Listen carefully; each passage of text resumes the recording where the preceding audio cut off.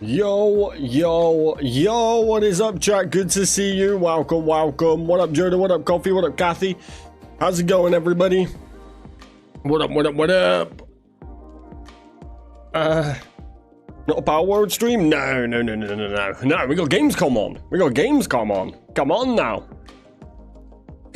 now. Although yesterday, when we looked at the schedule, it didn't say a single thing about an indie Gamescom. They need to work on that promo. But we do have Gamescom Awesome Indies tonight. I love my indie games. I'm an indie gamer through and through. So I'm hoping we're going to get something good here. We need something. Come on now. But yeah, so tonight is Gamescom Day 2. I believe they had an IGN stream today, but it was mainly like interviews and stuff. They didn't mention anything about Awesome Indies, but you know, we're gonna check it out. Hopefully we get some new games on the horizon. Oh, let's see this. Let's go. But good to see you all. Thank you all for coming by. I do appreciate it. We're going to give this a little kickstart here. All right, couple of minutes. But yeah, so Gamescom yesterday. What up, Big Toe Dan? Good to see you, bro. How you doing? Gamescom Day 1 was awesome. Borderlands 4 announced. Let's go. Kickstart the stream, Kaz. Good to see you, Wyatt, bro. How is everybody? Yeah, Gamescom Day 1 was sick. They had Borderlands 4. They had a Mafia game, which I see getting a lot of hype. They showed a bit more Indiana Jones. I am not an alarm clock, Coffee. But yeah, so we're going to be checking out indies tonight. Now, my hope for indies. I gotta admit, indies have been a bit stale recently. Indies have not quite, like, we had a good, I'd say few years of indies just cooking game after game. Now, it's been struggling for a while. I'm gonna do the surprise when we get a lot of people in stream. No worries, Kathy, no worries. Yeah, indies have fallen off a little bit. Now, I am an indie oh, we're going. The greatest and most anticipated event in the world of indie games. The biggest stage of Gamescom, home of the most watched event of the week, opening night live. Now, also the home of Awesome Indies. Oh, so Awesome Indies is this is new. Upcoming indie games from the extraordinary Gamescom stage in Hall 8. You're always well like And now, all of you, please join me in welcoming your host, obviously standing behind the curtains of the unbelievably astounding Gamescom stage, Shay Thompson. Thank you. Hello New and host. Welcome to Awesome Indies. Now, I am so excited to be standing behind the curtain of the very legendary Gamescom stage. We'll be bringing you loads of indie game announcements and some indie darlings that you otherwise might have missed. Their audio before gets I worse. Get out on the stage. Here's the first of our trailers. Oh, we're going straight into trailers. Let's go. Give us. Imagine an Anti-Craptopia update. Seamless 2. Or Seams are back. Seamless didn't work, so we're taking it back. That would actually make me so happy. If they retracted Seamless, I'd be over the moon. What in the painting dogs is this? And why do I want to play it? I'm not gonna lie, it's kind of fire. What's happening here? Oh, it's VR. Ah. Goddamn VR. Goddamn VR.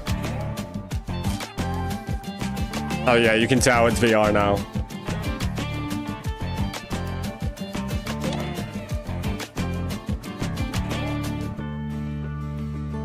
It's a cute game. I don't really get what's going on. Pets and stuff. Okay. Meta, Steam, PlayStation. Okay. I do love an indie game, but they are so hit and miss, it's crazy.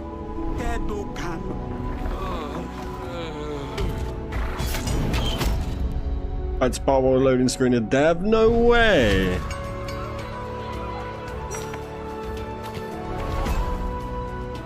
They need to fix that so bad. Just keep loading the game. Oh, what is this? A strategy? That strategy game they showed yesterday, the one that's made by like the Fable people, looked sick. It took me 3 tries, tried 3 times. God damn. They need to fix it so bad. I haven't tried to load in today. I'll do that now.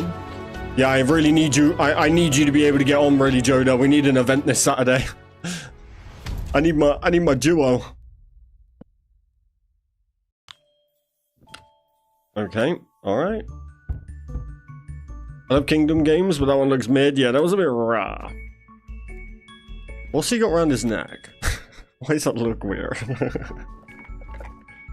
What is happening here? Oh god, is it puzzles?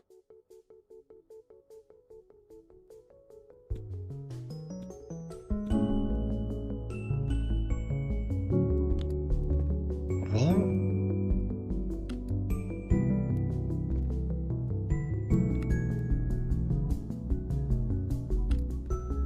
This is loaded up on the 4th attempt. Okay, so at least that's something. Might have been quicker just to reinstall it, but hey, at least you're in, bro. At least you're in. Alright, that game looked horrendous, I'll be honest. The impression that you really liked those first few trailers. Did you? Did you really? Well, hopefully you're prepared for many more to come. Our next set of trailers will take you on a journey from the highest mountains down into the darkest depths. Let's dive into them. Alright. Oh, okay. Alright. Okay, now we're talking. Oh, he did a front flip. Now we're talking.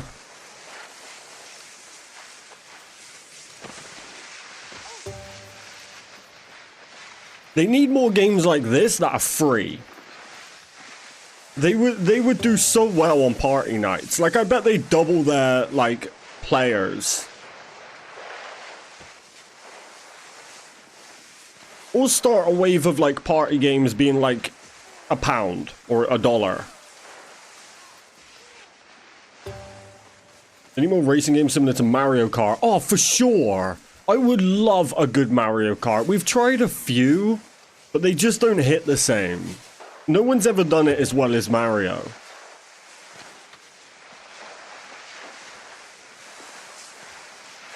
Jump off cliffs, guy. This looks pretty cool, though. It looks like it would make a fun... Oh, shortcut! Kazgan kart racing. The kart racing event we did was very fun, but the game was like mid. It was only good because the community came together and had such a blast on it.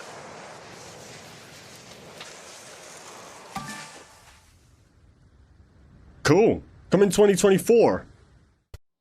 Let's hope it's free.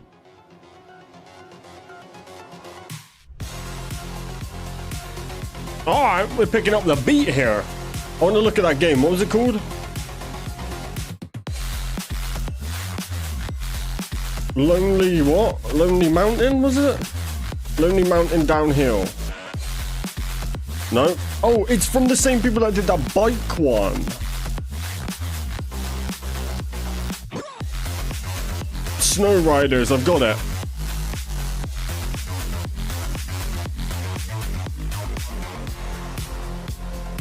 I don't know if it said Game Pass or anything. It doesn't have a price on it yet, though.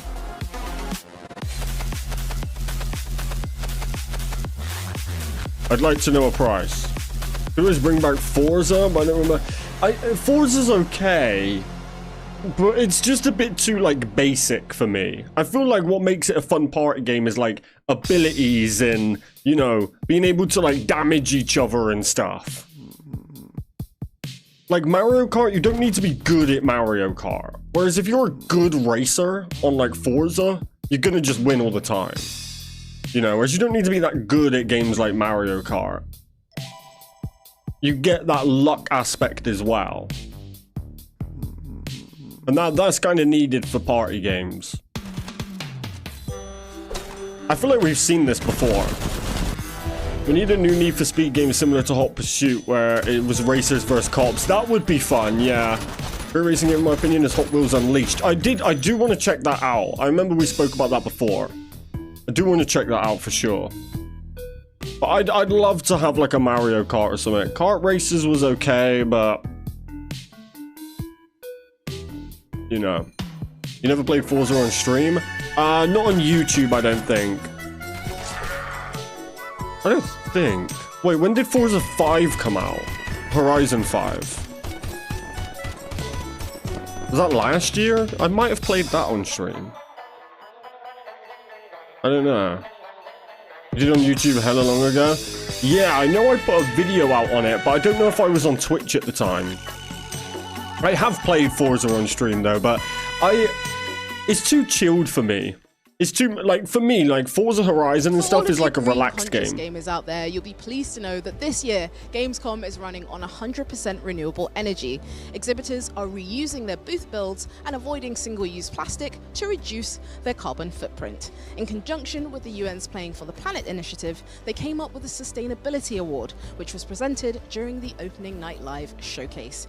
To find out more about Gamescom's official sustainability efforts, head on over to the website, and you can donate directly by purchasing a green ticket. So I'm sure by now you've gotten a glimpse into the sheer versatility that indie games can provide. And trust me, it's only getting better from here. Our next games are a perfect example of that. From slaying dragons to surviving on a creepy boat and living in an apartment, which in these economic times is a very big deal. See for yourself. All right. Here we go. Oh, God. The audio for this is horrendous. At one point it's really loud, then it goes quiet.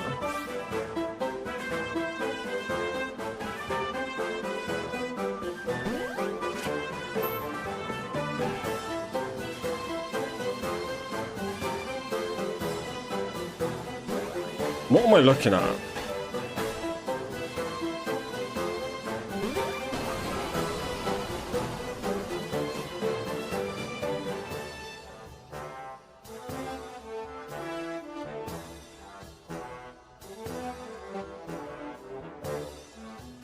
Yeah, this one isn't quite doing it for me, I must admit.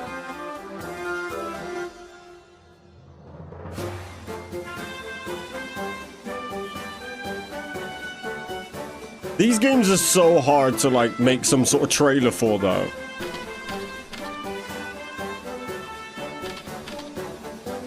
Like, I think it would be hard to bring someone who's not necessarily into this type of game, like, into it off of a trailer.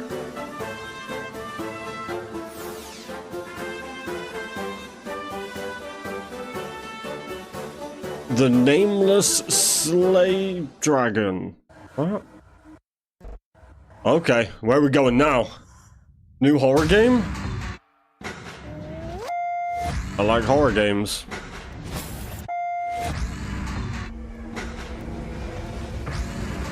Oh, we're all over the shop.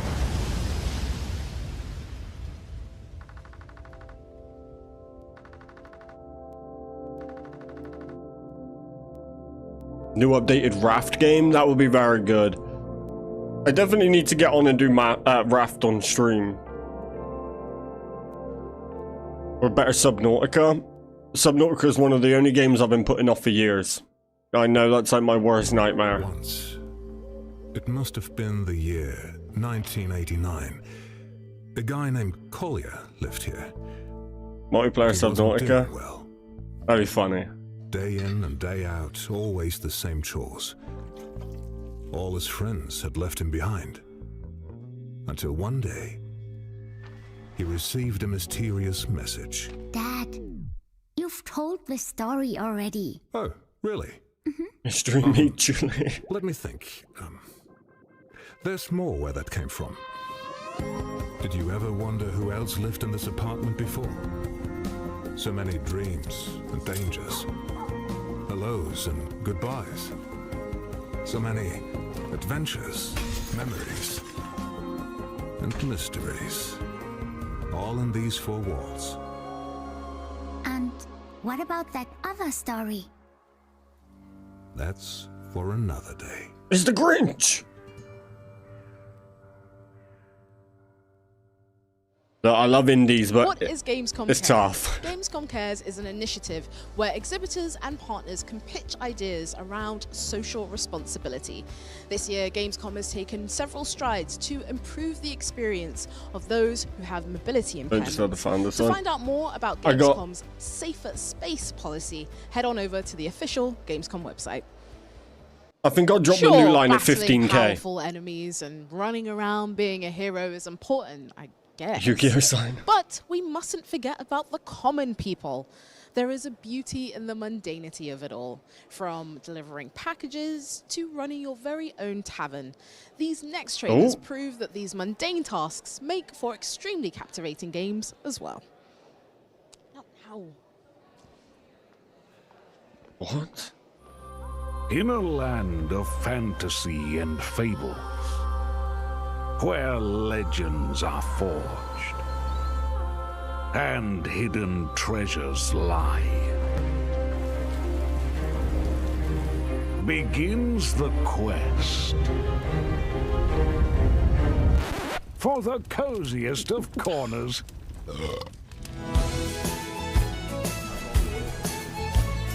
Oh, is this the tavern one? Tavern Keeper. Okay, I was expecting a simulator.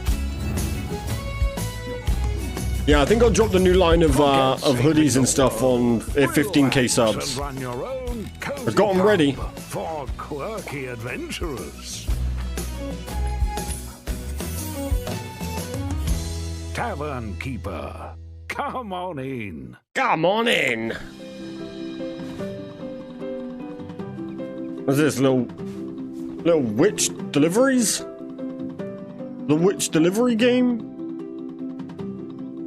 I'll get this 4 times hoodies though. I'm not sure what sizes we're release them in, but I can definitely make sure of things like that.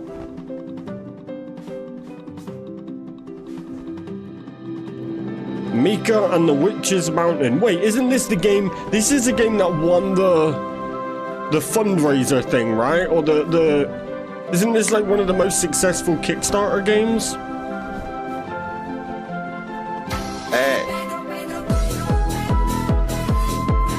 Hey, Kathy with a 5 gifted. Let's go. Let's get a horse spam for Kathy, please. Thank you very much, Kathy. That's very generous of you. That's amazing. Thank you. Let's go. Appreciate you, Kathy. Very, very kind. Very kind. I'm not so damn busy running the best powered server. We do need to meet up for video editing so we can get started on those to get the subs up again. Oh, I agree. I agree, Boom, baby. I agree. We need to make that happen.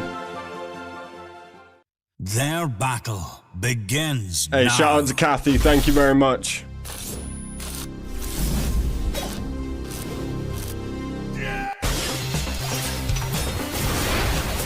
Oh, this looks fun. This looks fun.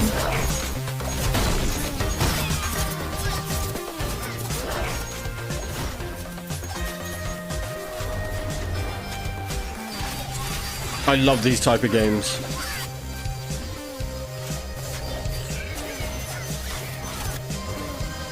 Fun party game. Back to lurking and working while I play Path of Exile. Let's go. Path of Exile 2 was announced last night, Boom Baby. Appreciate you. Yeah, look quite fun. Got a demo out now. Welcome back to the big Gamescom stage. It is great to see all of your excited little faces. Now, Awesome Indies is not only a show full of banging trailers back to back, sprinkled in with some fabulous hosting, if I do say so myself. No, I dive deeper into the creative minds behind some of the most charming indie games around. So join me as I talk to the team behind GoGo Town as we discuss the challenges, inspirations, and features of this lively town-building adventure. All right, let's go.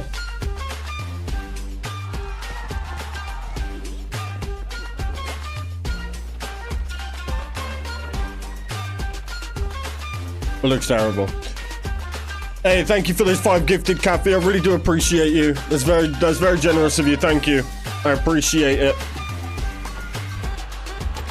Let's go! We're booming on members right now. Booming on the member front. Yeah, the problem is with indie shows, you might find 1 or 2 that you like.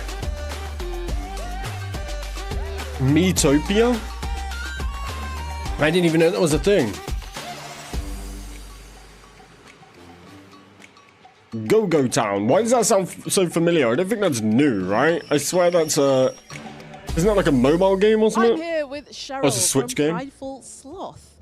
And to everybody that just saw that fantastic trailer, could you give us a 1-sentence summary of GoGo Town? GoGo Town is a chaotic and cozy town building and automation sim. That was succinct. I really like that. That's fantastic. So we got to chat last year, and you know it was so cute getting to grips with GoGo Town. In the year since we spoke, you know, what have been the new developments? Well, we released into early access, so that's been exciting. So that's a whole Fantastic new challenge trailer and with a whole new key word. experience. Bang. Otherwise, we've just been continuing to make it better. What up, Andrew? The feedback's been great. The exposure coming to events like this, it's been fantastic for helping us just find our audience and work with them to make it better. Amazing. And so in terms of early access, what have been like the key parts of feedback that you've gotten from players? It's been fantastic. We did play tests before that anyway for like 8 months. So we've already had like almost a year of feedback leading up to early access. But hitting early access, you open up the floodgates to a whole bunch of new people as well too. And it's been great. The feedback's been really good. We're sitting 93% positive ratings. So I feel like that's a pretty good start. But there's still things we want to do, and that's our community. So one of the things we found is initially we didn't have our roadmap set to expectations. So we put that to a poll to our players and said, okay, here's some options, what's going to work for you? And they fed back on that. And so we've adapted that and rolled that into our roadmap, and we're going with some of those sorts of things. So that's the type of feedback that's fantastic, is where you're not quite hitting the mark, you talk to people and ask them, what do you want? And come back and you make that happen. Amazing. And so in terms of these features that you'll be implementing, can you tell us about any of them? So in the next couple of weeks, we have a really exciting set of new features coming out, and I'm showing them here at Gamescom in the Indie Arena booth. But we have zone customization, which is going to be huge because people can really change up the layout of their towns and how that flows. We have the subway system coming in so that we can move the NPCs around a giant map, which is also there, which is exciting. It is so big now, the game world. And then we have a whole bunch of really awesome content, just great decorations and new stuff coming in that people can play with. So. Oh, that sounds awesome. And so I would love to ask about like some of the considerations you had to take into place when implementing city planning and resource management. Yeah, so the big one is save data. We do not want to break anybody's save and lose like their towns that they put all that effort into. So that's actually one of the biggest ones that we always take into consideration. Otherwise, then we're just looking at things like trying to balance what types of things people want. Some people want really cozy cottagecore. Some people want, you know, like crazy space aliens. And so there's always the balance when we make all this stuff to try and make sure that we're hitting all the marks for all the different types of play people want when they get the content. Oh, that's amazing. Lastly, is there anything else that you want to highlight about GoGo Town? It's out in early access now, and it's amazing. I love it. It's a great game. I'm also biased, but the internet is also told us it's a great game, so they're probably biased too. As they should. Thank you for that wonderful interview, Cheryl. And now, back to the show. God, if you're not attending Gamescom in person this year, not to worry. You can keep up to date with all of the events and goings on by heading on over to Gamescom now. I'm just guys, Hold on to your seats, because the following set of trailers are full of non-stop action. If you like epic battles, intense chases, and explosive combat, these next titles are right up your alley. Let's take a look. Bunch of yappers around here. Good lord. Baby appointment went great. Thank you, Kathy. Baby's all healthy. All good. Growing as expected. The right amount of limbs. All of that. To seize her powers and create an immortal race. But death sought revenge. It's like you hate those guys that say everything is disgusting. She's like the fantastic version.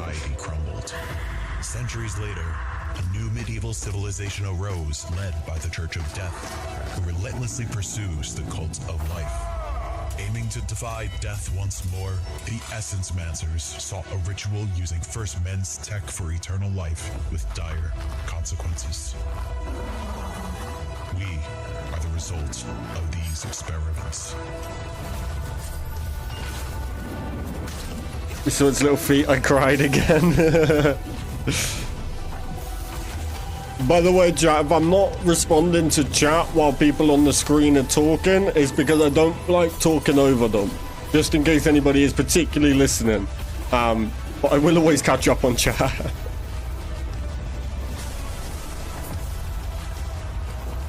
But this looks pretty cool for an indie.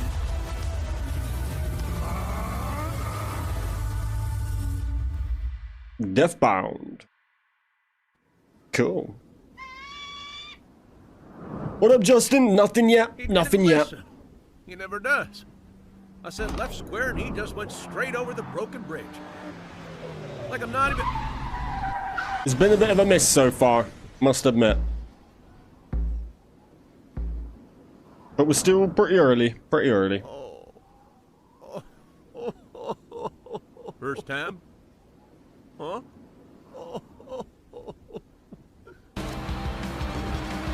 Step 2, into. Okay.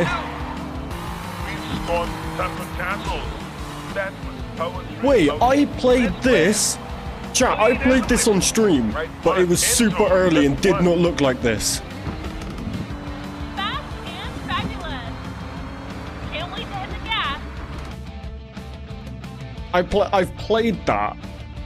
We played that here, but it was super early. Welcome to Drillcore Inc., where your success is our bottom line. Maximize your profits by optimizing your drilling operations and expanding your base. By day, you'll command a crew of elite miners, carriers, and guards, drilling deep into alien worlds, construct cutting-edge bases, upgrade state-of-the-art equipment, and extract valuable resources. But at night, the real challenge begins. Actually, it's quite cool. As darkness falls, it's time to manage the planet's unique biodiversity. That's what I was thinking, Strategically Wyatt. place advanced wildlife control systems, or turrets, and use them to ensure a balanced ecosystem. Remember, it's not a crime against biodiversity if it's self-defense. During your excavation, you might uncover unique artifacts that provide advantages in perilous situations. Use them wisely. Once your mission is accomplished, you can get your crew back to Regional HQ and prepare for your next assignment. At Drillcore Inc., no two challenges are the same. Success will bring you career opportunities, advancements, and more complex and rewarding assignments. Join Drillcore Inc. today and carve your path to unparalleled. They need like an infinite mode though, like an unlimited mode, not just like missions. Drillcore Inc. Building tomorrow's galaxy one core at a time. It looked potential Ready for to vote for your multiplayer. favorite games? Have your say in the Gamescom Awards by heading on over to gamescom.global. Voting closes on Thursday the 22nd at 2 p.m. CEST, and the winners will be revealed on Friday. Friday, I will be live streaming the We've got a awards. fantastic mix of games that all have one thing in common: the need to find resources while exploring the world around you. Sounds All great. in different ways and for different reasons, of course, but still. If that makes you curious, We got some survivals happening. these are the trailers you've been waiting for. Some survivals, chat.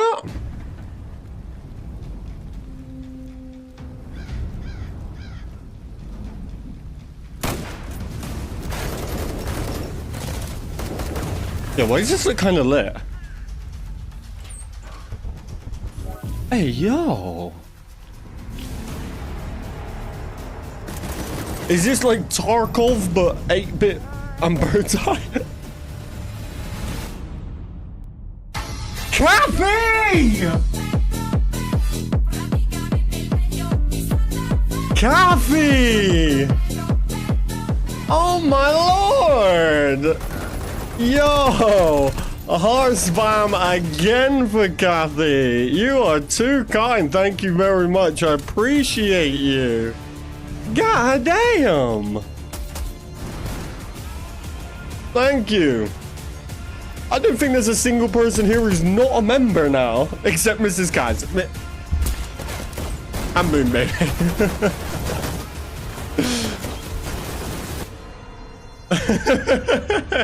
Hey, Kathy, that means the world to me. Thank you very much. Shout out to Kathy.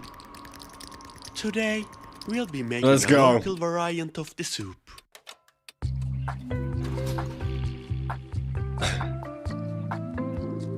A perfect dish for those who want to stir up some satisfaction. Wonder how far we are off the highest members the ever. mystical concept of soup comes in many flavors. Kathy won the This one lot. originates from bananas. Now is the time to pick the right tools for your art. This humble pan will do. Dice your vegetables and let them unwind in the pot. Beautiful.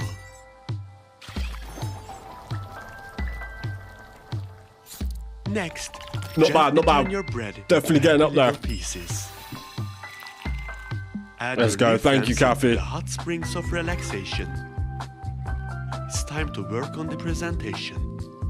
Right, gifted you and got you the 1-year member badge. Oh yeah! As you are a legend and not even online, so kind of unfair for me to get it, but thanks. Hey. You have unlocked the secrets of presenting the perfect soup. Mrs. Kaz, we can't even get you to finish the game we started, alright? You might I don't want to broaden hear your it. Cooking horizons. Fruit Buzz. Tune in next time for the joy of cooking with Fruit Buzz, coming out October 28th. Shout out, Kathy.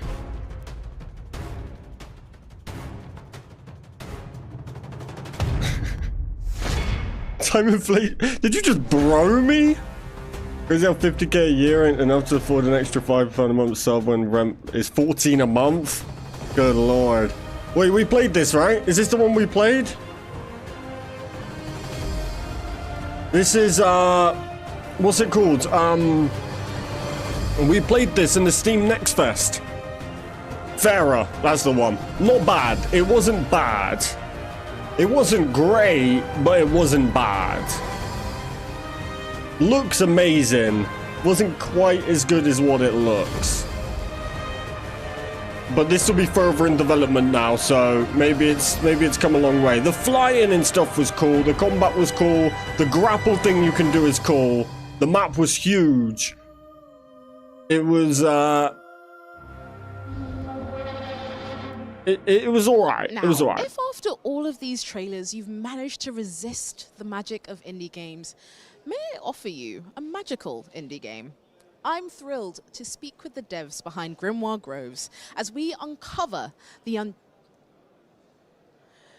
enchanting world that they've created. What? I'm eating a military ration pack for tea right now. The reality of working at a festival. Oh yeah, I forgot you're working at the festival. How is it? All right?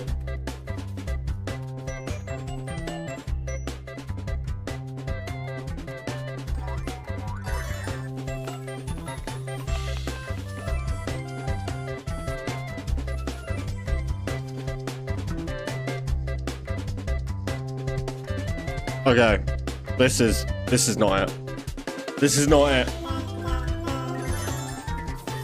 This ain't it.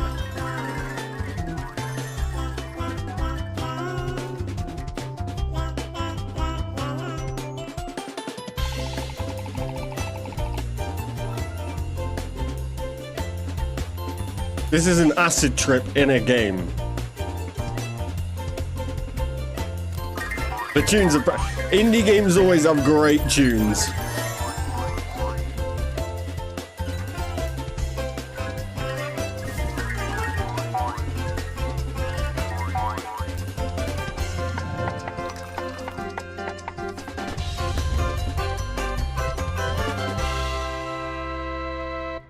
Okay. I am delighted to be joined by Chris. Look at the from shirt. Stardust. Now, first things first, I have to say, this shirt is amazing. Is it available as merch?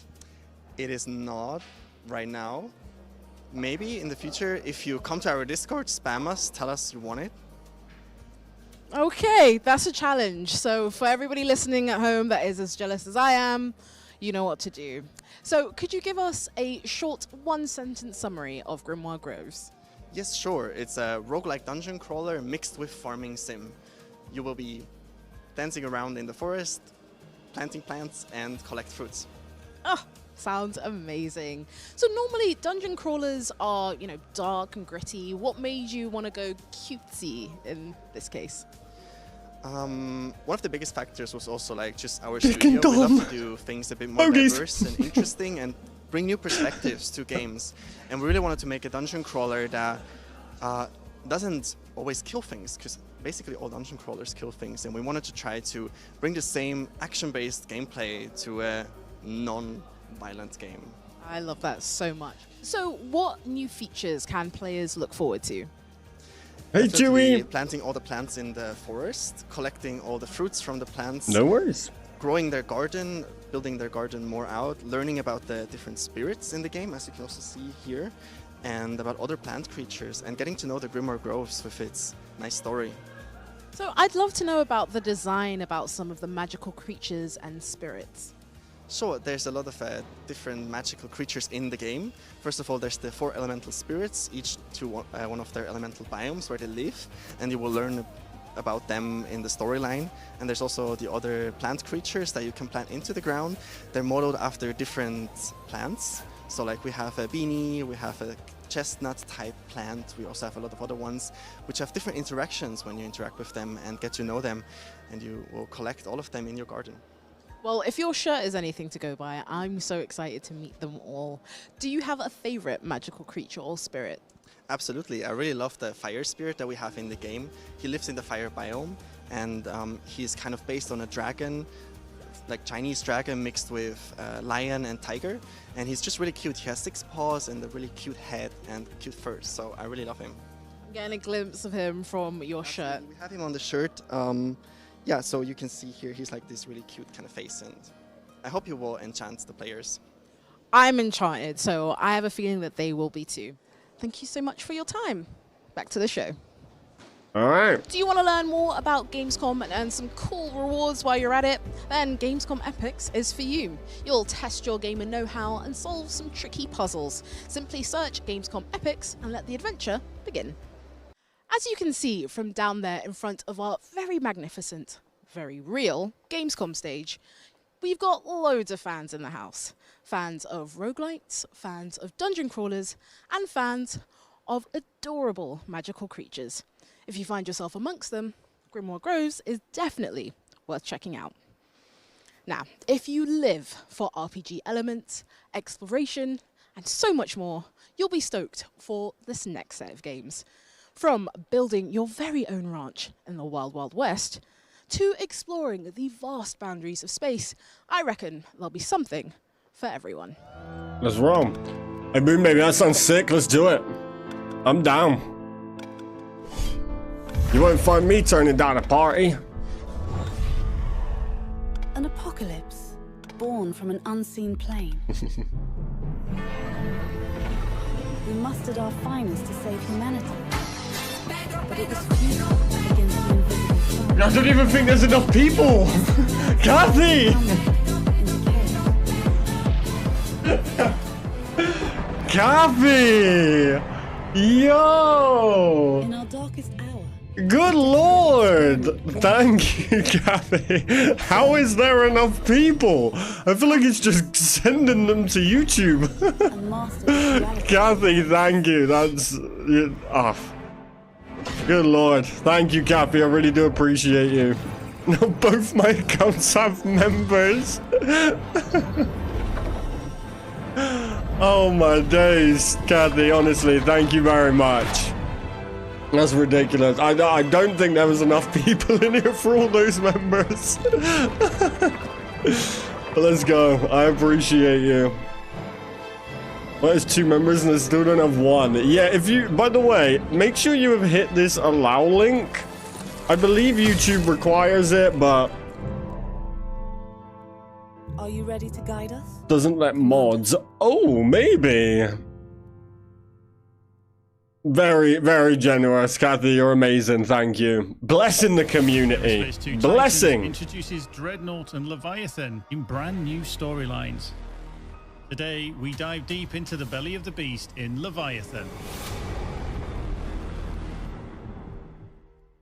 Looks like when We all appreciate you, Kathy. The many stomachs hold all sorts of surprises, from small critters to cultist drones, parasites, to strange creatures who've made this place their home. We need to shoot carefully, as stray rounds. Oh, this game's been out for a while, huh? And end our adventure early. This is just DLC. Navigating between areas requires a mix of force and finesse. To progress deeper, we'll sever strands, clear infected areas, and avoid. Thank you for 10 likes, chat. Appreciate you. Systems. Pilots can extract rare crafting materials to create powerful new weapons. A successful journey inside ends with the discovery of a valuable pearl. Once the Leviathan questline is complete, pilots can continue exploring for lost treasure and rare materials. But come prepared, no 2 visits will be the same. Everspace 2 Titans launches September 16th on Steam, GOG, Xbox, and PlayStation. Cool. Yeah, shout out, Kathy. Appreciate you.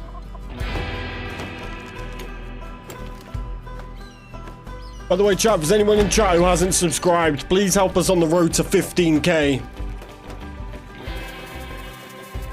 We're gonna have probably one of the craziest streams we've ever done at 15k. In fact, we'll probably make it a 24-hour stream because we'll have so much. We'll have to get through so much.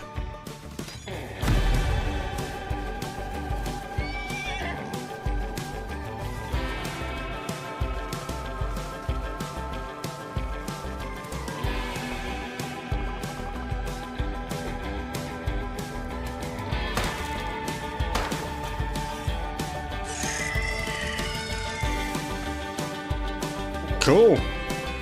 Little ranch game.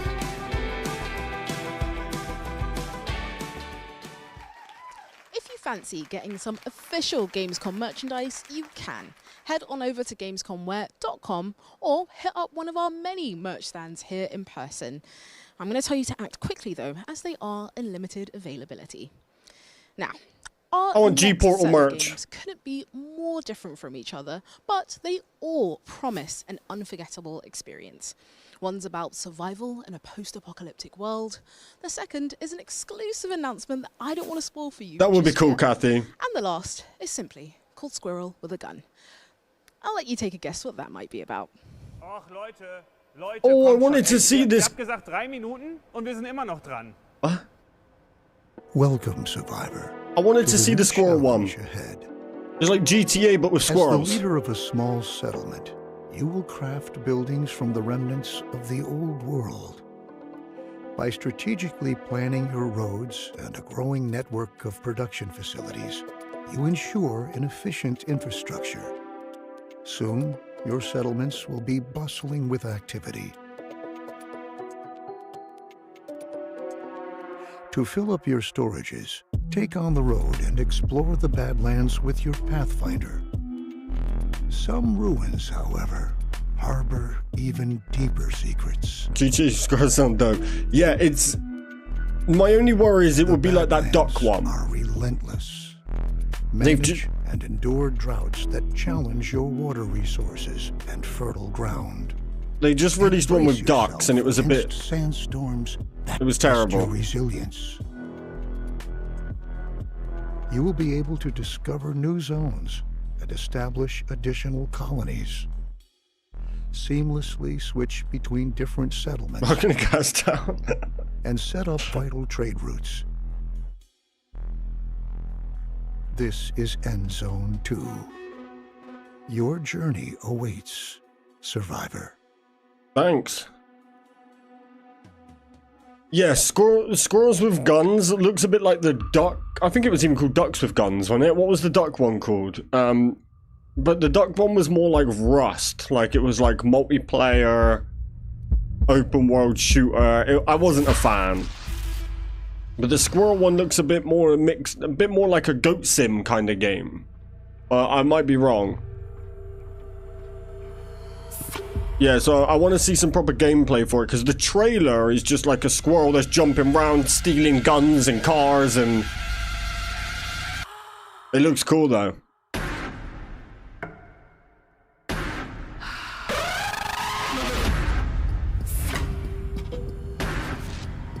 Is this a game about spiders?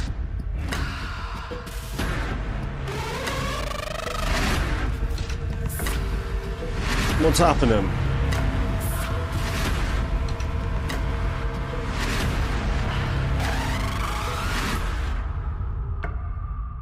Like a duck. I didn't know. I did not. Hi everyone, my name is Max Ron. And I'm the littlest snail. Wait, is this it? A chance to take a look at what makes Squirrel with the Gun. This is it. Insanely fun to play. Chill out, jackpot. Oh yeah, this looks way different. I'm unstoppable. You get a chance to play as the neighborhood's most obnoxious rodent, causing mayhem and committing crimes in pursuit of the golden acorns. Give me all your acorns right now, ma'am. Got your iPhone and you can't do nothing about it. On the roof of the house, getting gold acorns. This nutty sandbox shooter and puzzle platformer has captured the hearts of squirrels around the world. It's adorable and cute and fluffy, but it's also menacing. And I love him. And I'm scared of him. And I am him. This game has it all. Crazy sandboxing. Yeah, it's definitely more like Goat Sim. Squirrely gunplay. Why are they so shootable? Yeah, this actually looks fire. And very interesting puzzle platform. Squirrel with the Gun also has some pretty epic boss fights. Yeah, this... You can beat a squirrel with a gun. Yeah, I didn't think so. I didn't think so. Coming to PC next week on August 29th and consoles later this fall. If you're coming down to Gamescom, I gotta get it. I gotta get it. Loads to look forward to. You've got the We're playing, incredible chat. Cosplay Village at Fatality. 5.1, where the Cosplay Awards are taking place on Saturday, the 24th of August. You've also got the social stage in Hall 11.2, where you can meet all of your favorite creators, maybe even get a little autograph. And finally, if you're not going to be here in person, that's okay too, because the entire live broadcast will be done by IGN on Gamescom's official Twitch and YouTube channels. I don't want to make you jealous or anything, but the atmosphere in this hall is buzzing. I know that you're eager. Entschuldigung, die Zeit ist jetzt wirklich Ich muss saugen. Es ist eilig. To see some incredible indie games. So, here are the final set of trailers. Final set? We get an hour? Don't work like this, man. The disrespect.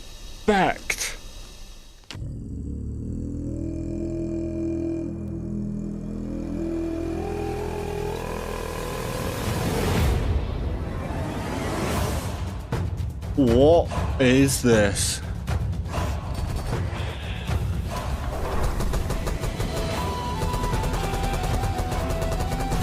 Not even an hour of power.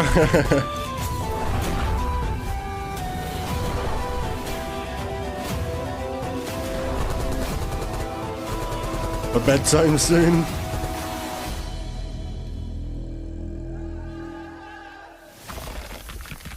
Okay, interesting. Cactus game.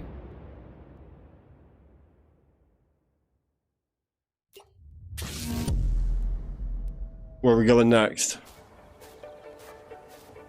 Okay. Mountain climbing game? Is that a robot?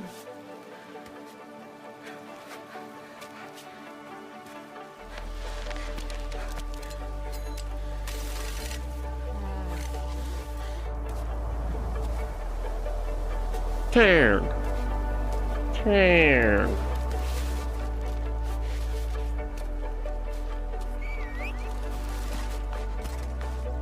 Hiking simulator? Yeah, I'm not sure what the... Okay, cool backpack. Graphic.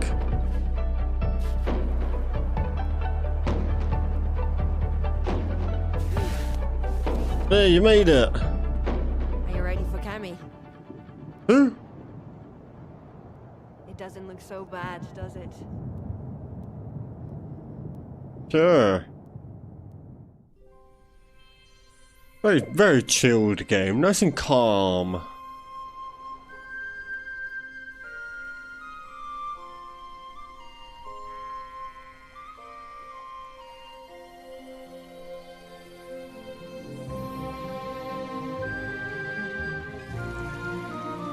Solar Punk.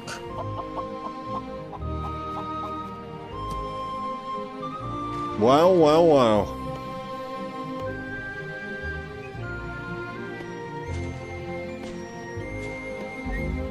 Gally, I don't think there's enough people here. I don't think there's enough. I think that's everyone.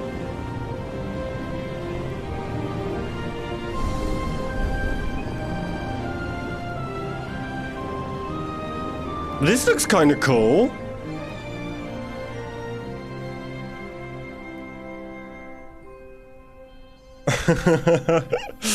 Kathy's like, I hate money.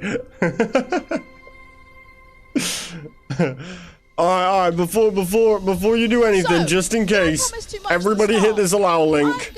Just to make sure your account can actually get given them, just in case Kathy decides she isn't done yet. I'm sure by now you've all gotten some upcoming indie titles to become obsessed with. I'm very much the same. So why not go ahead and show the devs some love by wishlisting their games, playing some demos, and highlight chat them to your friends. And for your favorite games, why not follow the devs on their social media I'm going to the squirrel with guns. While you're at it, why not do the same for us? You know, I know you want to. So, I have been your host, Shay Thompson, and this has been Awesome Indies. Have a wonderful night. 29th of August. Oh, it's in 7 days. Has anyone got a flashlight or like a ladder or something? I don't know how I'm gonna get off the stage. Alright, that was cool. Not bad. Was it the best indie show? No. Was it still good? Yeah. There was a good one game in there I liked. Alright, let me shut this one down. Oh, I still got Power Word open. Let me close Power Word real quick. Right, I just want to head on and look at the squirrel with guns thing a minute. Where is it?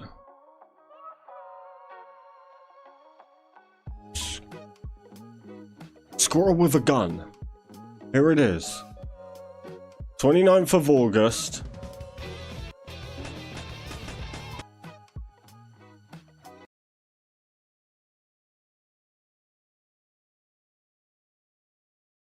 What makes up for show? See, Kaz, appreciate you.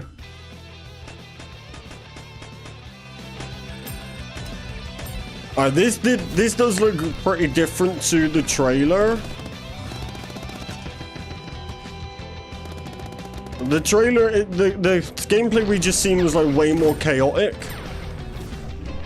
But it works, and I see it. I see the same game. Look at that. The skills on him is phenomenal. Squirrel with a grenade launcher. Squirrel with a rocket launcher.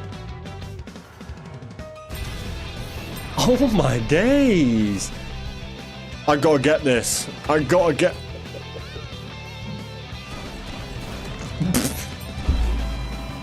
Squirrel with a boat. Squirrel with a phone. Squirrel with a football. Squirrel with a cake. Squirrel with a RC car. And more. Let a small animal hold the gun. Don't need to question the squirrel, bro. The squirrel questions you. Yeah, you can wishlist it. Boom, done it. Hold on, we got more here. In the heart of our bustling neighborhoods, a small but remarkable creature thrives. The common squirrel.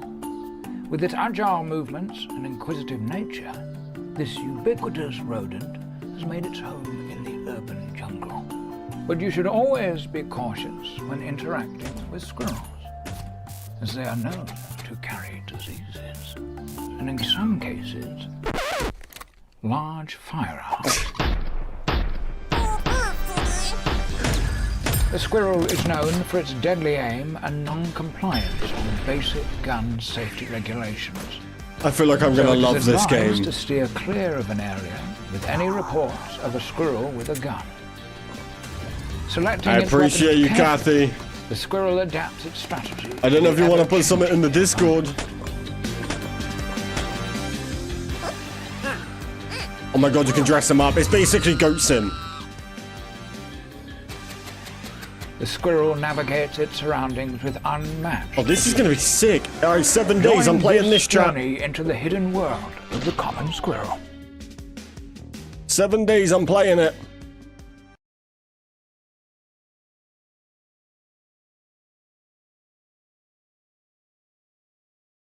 Wait, was that a big... I don't know if that's a big squirrel or super zoomed in. 7 days, I'm playing it. I just mean, like, mention it. I can do it, I can do it.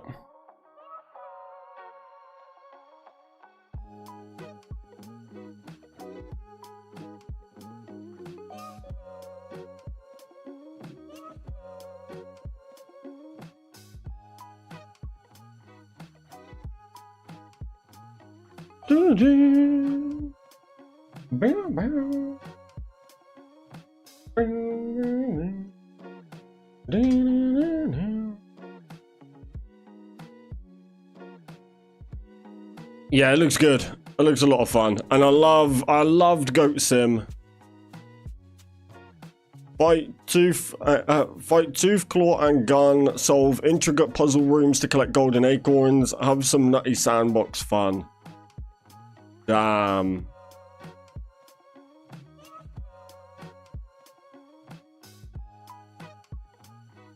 Controller support, single player, Steam achievements. 29th of August, let's go. Let's go. I am getting it.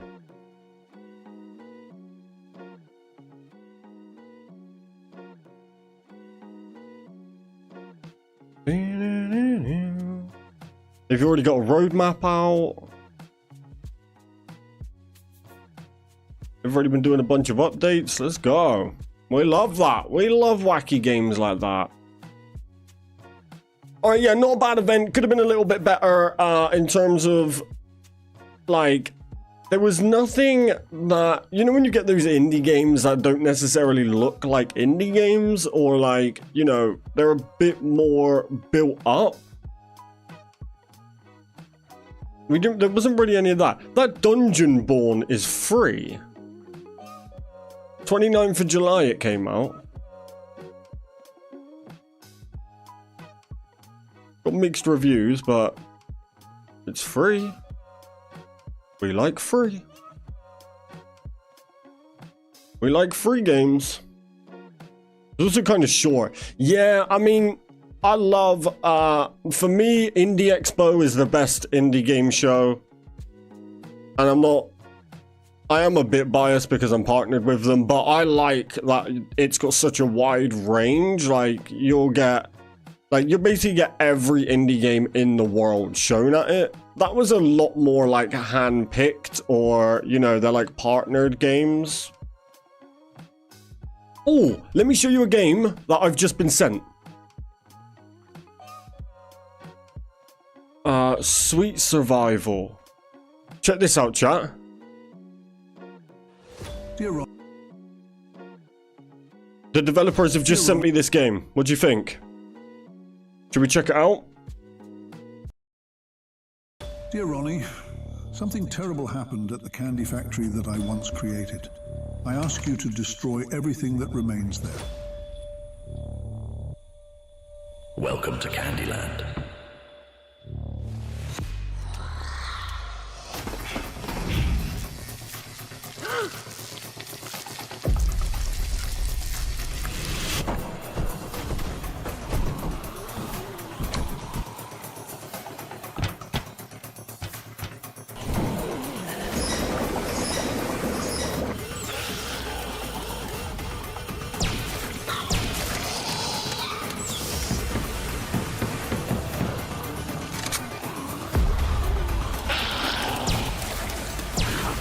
I've never actually watched a trailer for this. Parkour. Ah, the young heir. Yeah. It's a chilling, wait, what is it classed as? A horror, survival horror, adventure simulation. Puzzles. Key features. Mysterious chocolate factory setting.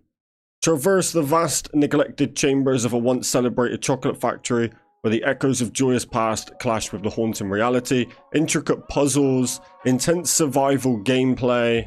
Collect precious candies. Engrossing narrative. Yeah. You should check it out. The developers have just sent it to me. Seems like it could be fun. Johnny in the Chocolate Factory with horror style? Yeah, essentially. But I'll take it. I'll take it. We might have to play it soon.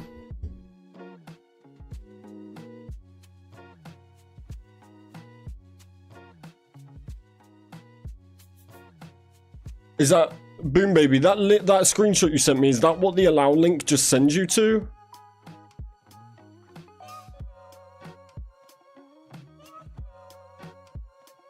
But yeah, not bad, not bad.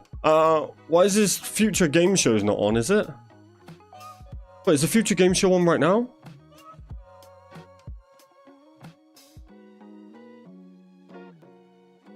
Is the future game show starting right now?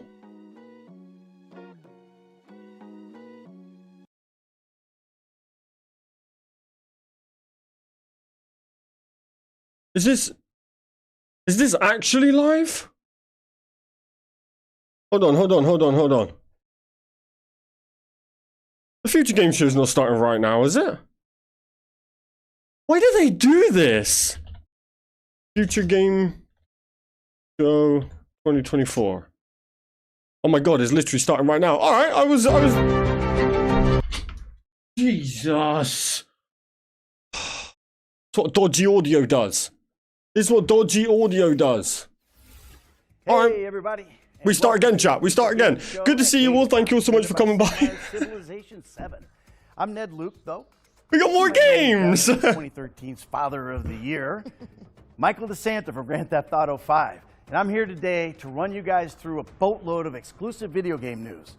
But every big score requires partners in crime. And thankfully, I got one of the best in the business here. How you doing, Alex? How you doing? So good to be here. Howdy to the folks at home. My name is Alex McKenna, and I played the ruthless outlaw Sadie Adler in Red Dead Redemption 2. Ned and I could probably deliver a mean seminar on virtual robbery, but we've got a red-hot haul of video game trailers to show you instead.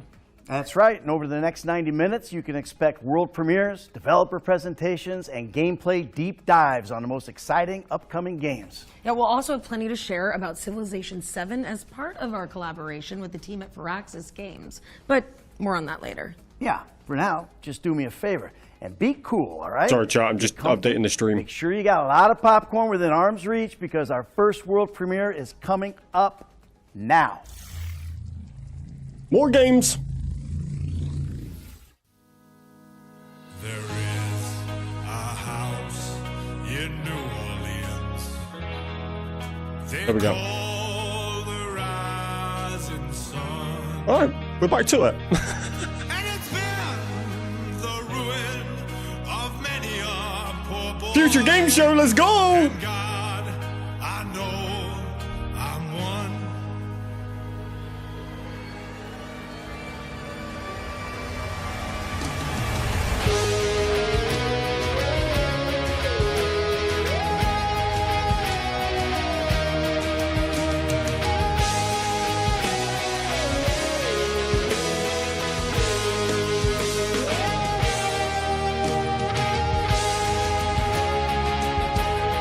Hey, I recognize that guy.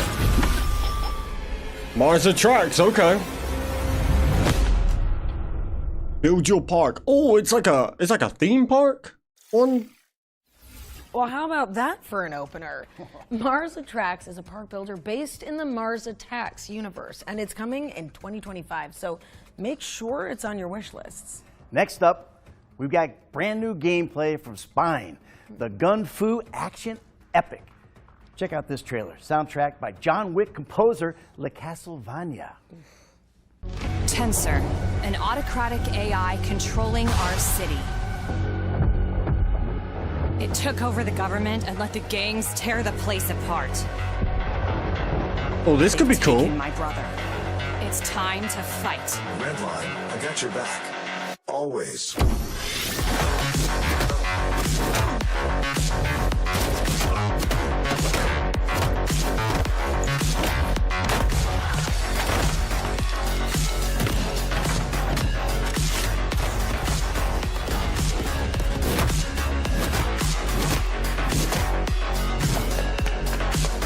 There's a film called Mars Attack.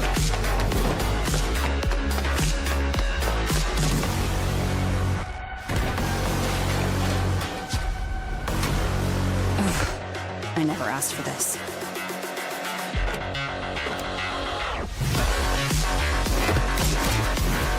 Boom. Oh, this is a bit loud. I'm being deafened here.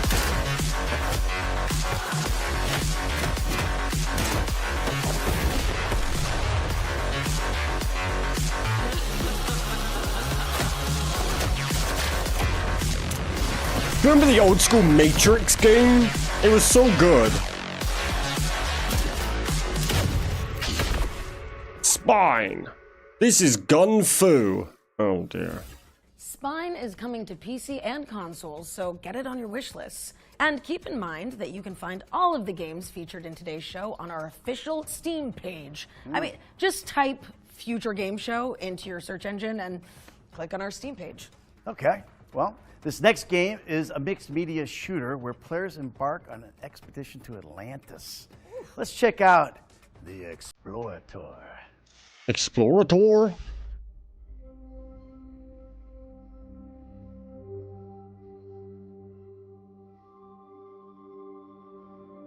Interesting. For generations. What are those?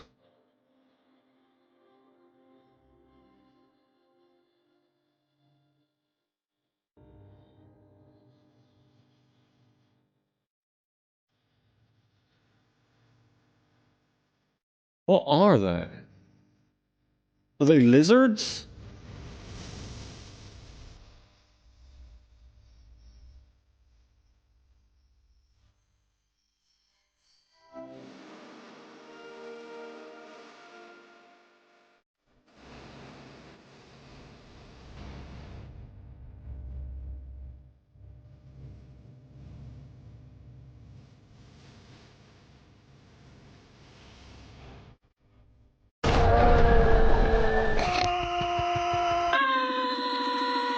Ah! Yo, what just happened? It's so loud! It's so loud! That was wild. Demo. The Explorator is coming soon, but there's a demo on Steam right now if you want to check it out. All right, 4X fans, you've waited long enough. It's time for your first taste of Sid Meier's Civilization 7. Let's take a look at the first live-action trailer. Wait, we seen this yesterday, right? Throughout our history, ordinary people have done extraordinary things. Alright, chat, I'm gonna leave this on. I'm just gonna go make a coffee real quick, alright? I've already seen this game, so I'll be back in 2 seconds, okay?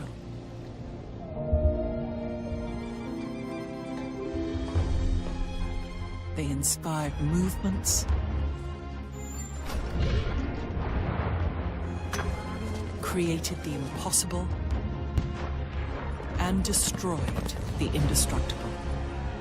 Ordinary people chose to change the world, chose to dream, to build, to hope, to always hope. And if there's hope for one of us, there's hope for us all. Now it's your turn to reimagine civilization and build something you believe in. You may have heard a familiar voice in that trailer, and that's because Gwendolyn Christie will star as the narrator in Civilization 7. I miss now, anything? let's pass it over to the development team for even more exciting news about the game. All right. Talking about the game? Alright, 2 seconds. Civilization 7 has been a lift. We've been doing things that were much more challenging than we've ever had in the past.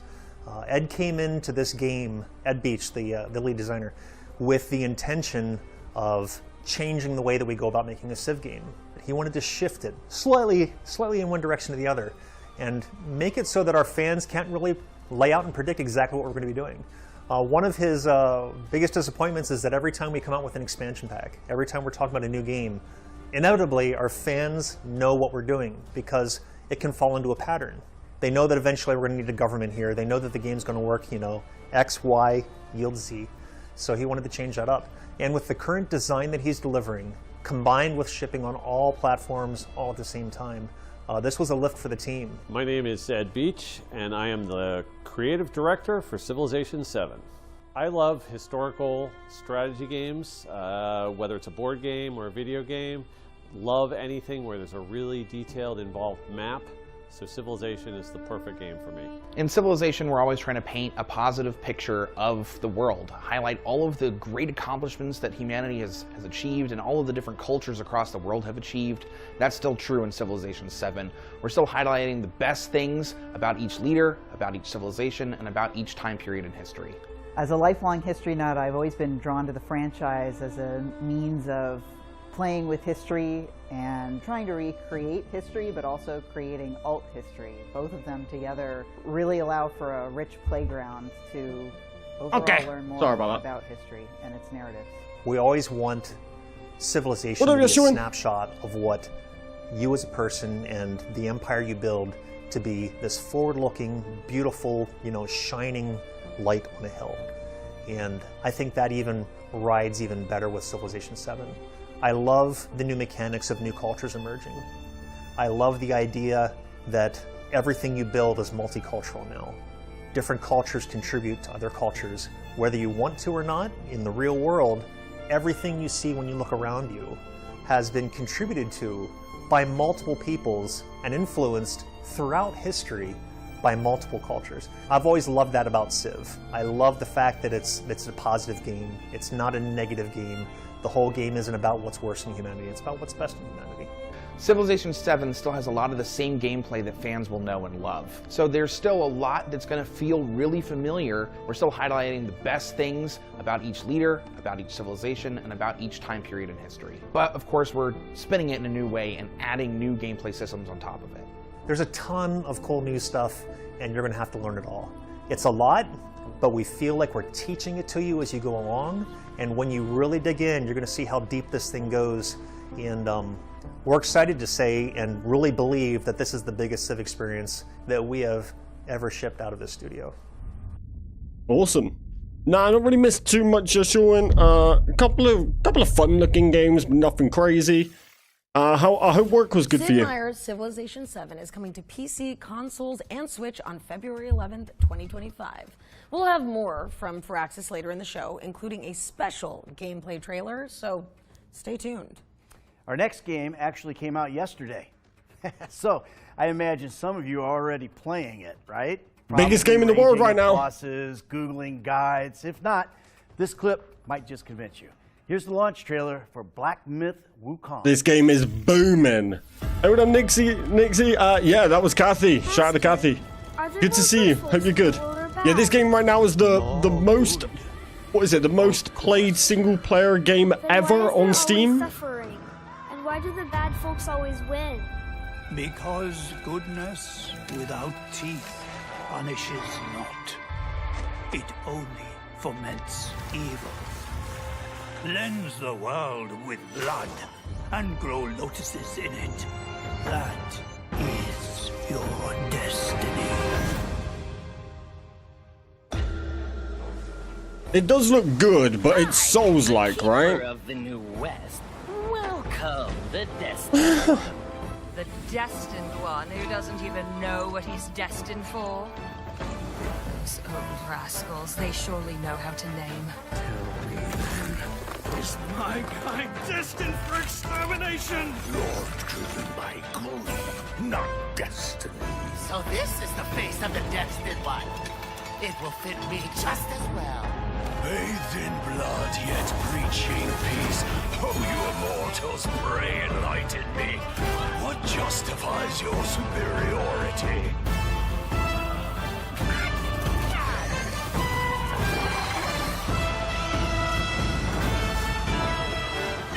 It does look pretty amazing. I'm just not personally a Souls-like fan, but it does look absolutely incredible. When a game goes this crazy, I can appreciate it even if it's not my kind of game. It's a lot more forgiving, so it's a little bit more like that. They've just done another one, right? The one with that dog thing. It was like a little spirit dog. We played it on stream. It's like not long come out. That felt Souls-like, but more forgiving as well. Front Destiny and Black Myth Wukong, which is out now on PlayStation, Xbox, and PC. By the way, if you're enjoying the show, I think it's the biggest game in the world right now, right? And fill out that FGS survey to have a chance at winning an iBuyPower gaming PC complete with an AMD Ryzen 7 CPU and GeForce RTX 4070 worth over $1,500, baby. Okay, another world premiere now. But if you watched our summer showcase, you might know already what it could be. Yeah, Wukong reached over 2.2 million peak concurrent players on Steam within its first 24 hours, making it the most popular single-player game.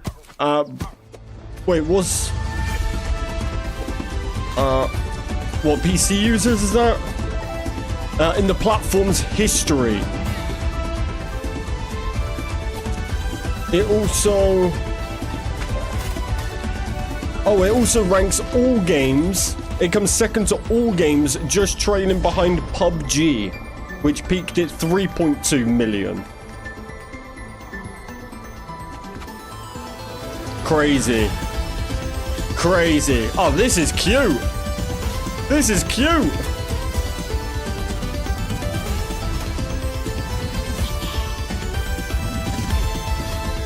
Yeah. It's just been going absolutely insane. Croak. I like it. Well, that was your first look at Croak, an indie platformer from developers who worked on Cuphead and Rick and Morty. It's coming soon to PC, so, you can add it to your wish list now on Steam. Hey, we're taking a look at Monaco 2 now, the sequel to the indie co-op heisting hit from 2013. Yeah, it's all about the joy of improvising when your best laid plans inevitably go awry. But we wouldn't know anything about that, would we, Ned? No, absolutely not. Presenters for game shows are like Money. they're a tough watch sometimes. But do you know what I want most of all? I want Monaco. Right, let's go to the plan one last time. Today's heist, like every heist, is another step toward the prize so long denied me. Walking straight games. Also, we'll distract the guards with her darling pooch. And Cicero will make sure they nap after playtime. Find Johnny the time he needs to shut down the machine. Looks pretty cool, pretty unique. Right, no matter. Una will keep it on track. I love a unique game. And we'll walk away one step closer to the top. Or run away, as the case may be. Heist by heist, we'll make this city ours. Or they may chase us, but we'll always be one step ahead. This is my city. This is my empire of crime. This is Monaco. Okay, Start fair getting the enough. gang back together because Monaco 2 is coming to PC in 2025. We're taking a closer look at Raven's Watch now. It's an action roguelike from the creators of Curse of the Dead Gods. Roguelike? I do like a forgotten roguelike. legends. You are forgotten no more. No need to thank me. See how far you've come. Back to me!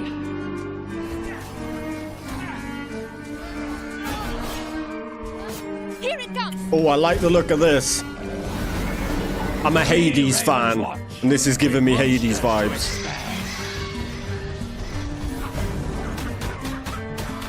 Make me proud!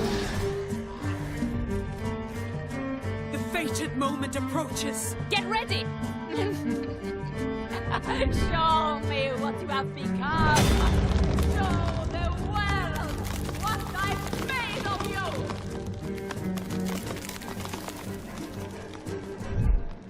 Cool. Look pretty fun. I do like a roguelike. Raven's Watch is launching later this year, but it's available now in early I access. say Hades was good. Wait to There was a game that's like Now we've Hades got a that we new played trailer for Zero recently. Space, a story-driven, real-time strategy game built with consultation from professional StarCraft players. What was it called? We were not the first out here. And we will not be the last. Wizard of Legend. I think we played 2. Everything in our power to protect humankind. Standing with the Keeper Council. Yeah, Wizard of Legend 2. To stave off amazing. Threats. Such a good game. Must be made.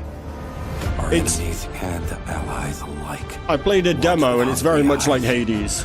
Ready to betray and undermine. And still, we must move forward. Together.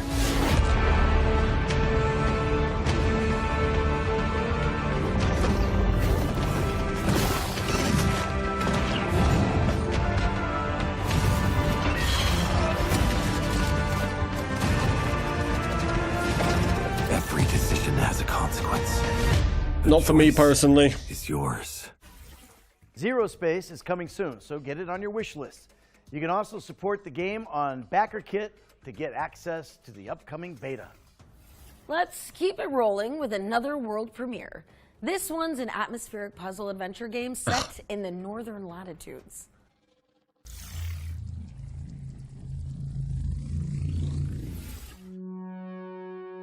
Go for a bit, take some fresh air. I'll leave your stream on. Appreciate you, Chewy.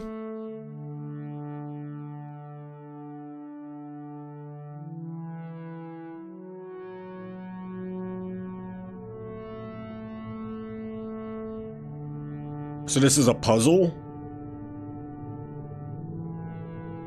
If you can talk with crowds and keep your virtue, or walk with kings, or lose the common touch.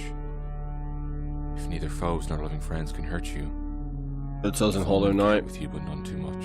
I played Hollow Knight, but not Dead Cells. Cells. The unforgiving minute, with 60 seconds worth of distance run. Yours is the earth and everything that's in it, and which is more. You'll be a man, my son.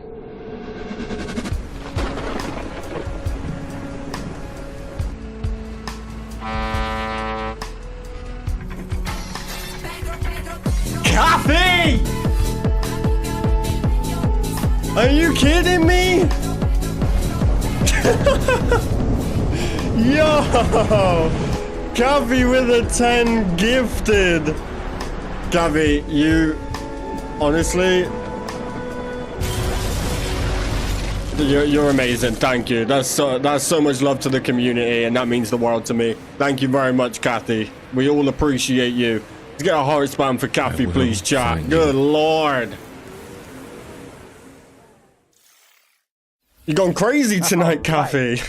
Will Follow the Light is coming to PC, Cheers, Xbox, Kathy. and PlayStation in 2025. Alex, next. Well, I think it's about time that we bust open the ones to watch yearbook, don't you, Ned? That's crazy. First up is Greedfall 2. The Dying World, which promises so an even crazy. deeper RPG experience than its predecessor, if you can believe that. Let's find out more. I'm not surprised, Kathy.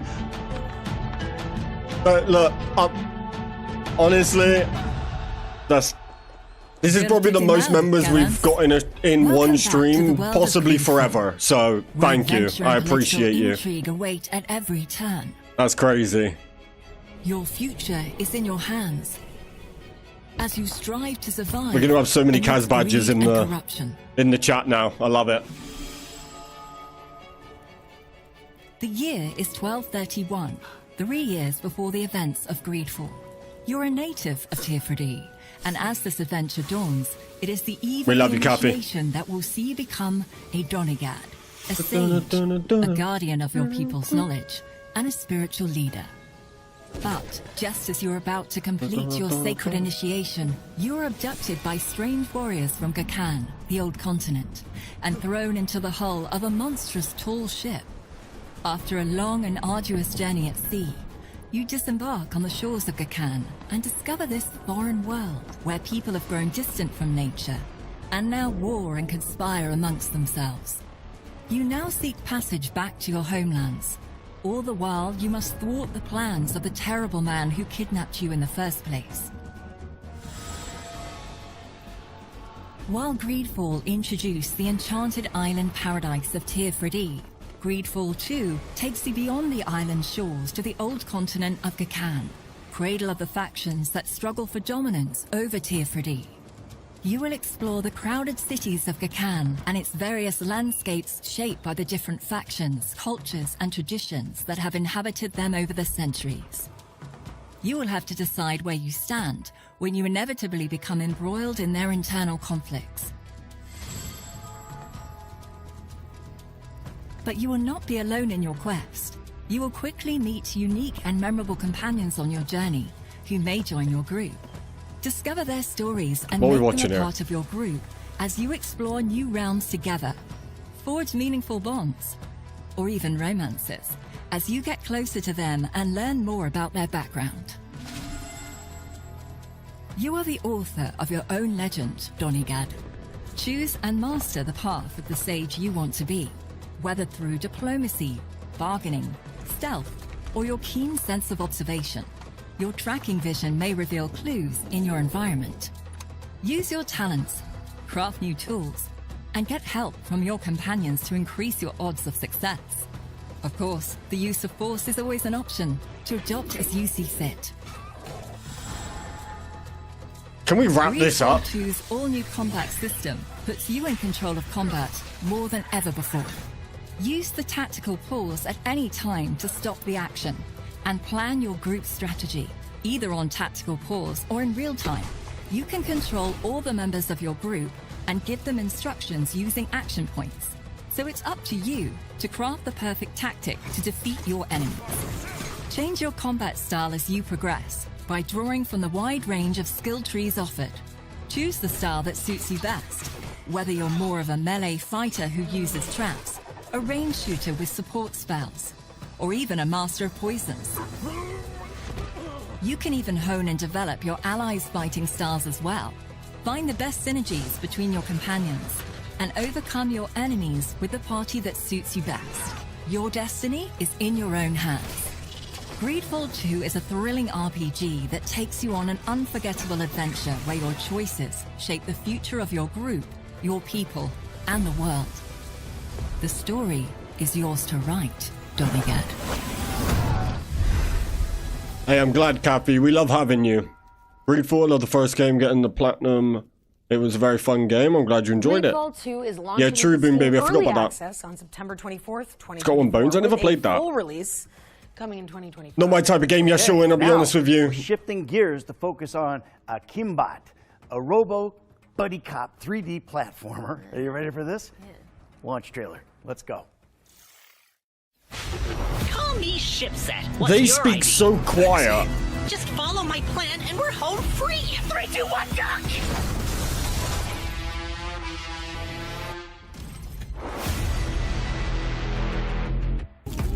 Evilware fled to a planet. He's been building his awful army and plotting to acquire the artifact. Bad guy's hiding in a volcano. Oh, why can't it ever be a regular beach? Enough talk. Let's do business. Ratchet and Claptrap. It's like a mix of both.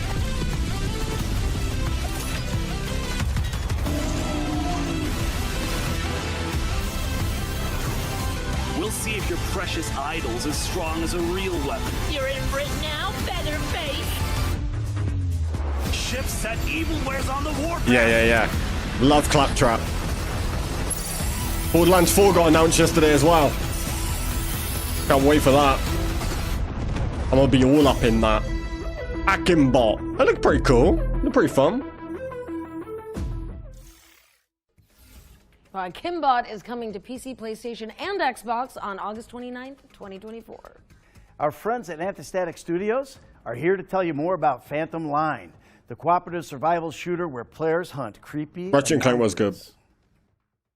Do you know what I liked more, though, was Jack and Daxter. Can't wait for BL4 facts. Hi, it's Chris from Caztecx Studios here. I'm excited to give you an in-depth look into our upcoming game, Phantom Line. Let's dive in. Phantom Line was born out of a love for horror, Jack and Daxter was legendary, so good. Games and immersive sims. We felt that there was no game out there that would quench our thirst for such a blend, so we decided to set out on a mission and create a unique blend like that ourselves. We were fans of all things psychological horror, creepypastas, liminal spaces, urban legends, cosmic and analog horror. We got it all. In our world, the paranormal creatures and events are called the anomalies. They leak to our dimension through rifts in space and time, causing all sorts of issues for the humanity. Inspired by their incredible imagination, we started working with some of the best SCP creators out there. They already started contributing a ton to the world and depth of the lore. We played hours and hours of multiplayer survival games and we loved the exploration challenges, but grew tired of starving to death every few minutes. We want the core of the experience to be the preparation. Wait, is this multiplayer? Not the desperate search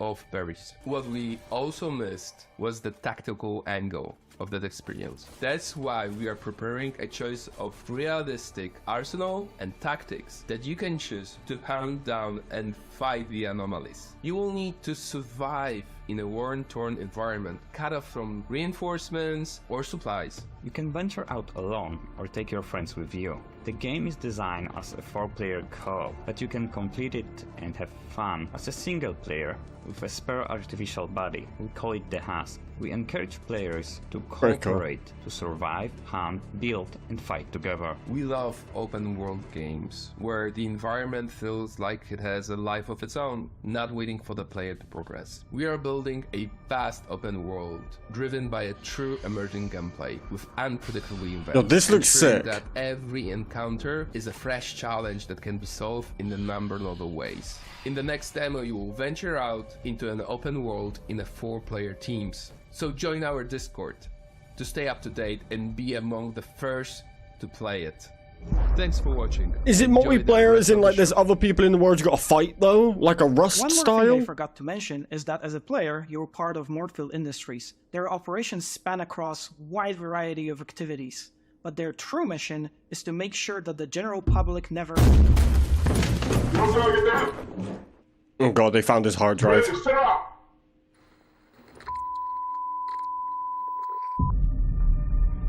Yeah, Jack and Daxter 1 was so good. 1 and 2. I can't wait until Black Ops 6 Zombies, see if it's better than Black Ops 4 Zombies. Was Black Ops 4 the open world one? What was the open world Zombies? Oh, I see what you did there. Do you? Was that 4? Buckle up. Here's the latest update on Caravan Sandwich. Studio Plain Toast, post-apocalyptic driving adventure. Buckle up.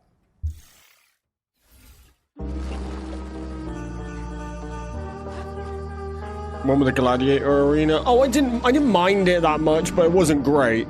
I liked the open world one that they did. Maybe it was like Cold War or something.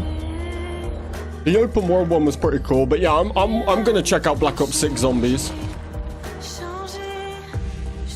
I just hope it's more basic than some of the other zombies they've done. Zombies got too advanced. I like it basic and arcadey.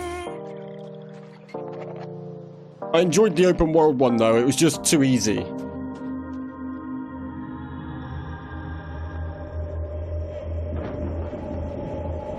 I didn't do multiplayer on there. Oh no, neither do I. I didn't do multiplayer, I don't do campaign, but I don't mind checking out zombies. Start your wish listing engines because Caravan Sandwich is coming to PC later this year. Okay, our next section is a little different. We've teamed up with Prime Video and the Lord of the Rings, The Rings of Power, to bring you a special feature covering the most exciting upcoming fantasy games. But games, before we okay. get into that, let's kick off this fantasy section with some exclusive footage from The Lord of the Rings, Rings of Power Season 2, and get a taste of the many journeys. That No! Stop showing. This is where I get copyrighted out the ass. The stream will probably get taken down because of this. You are wired to fear this power. As soon as they show TV shows. The rings may well be a ploy on his part. Modern Warfare 3 was the open one? Oh, okay. I need your axe, old friend. Will you fight with her friends?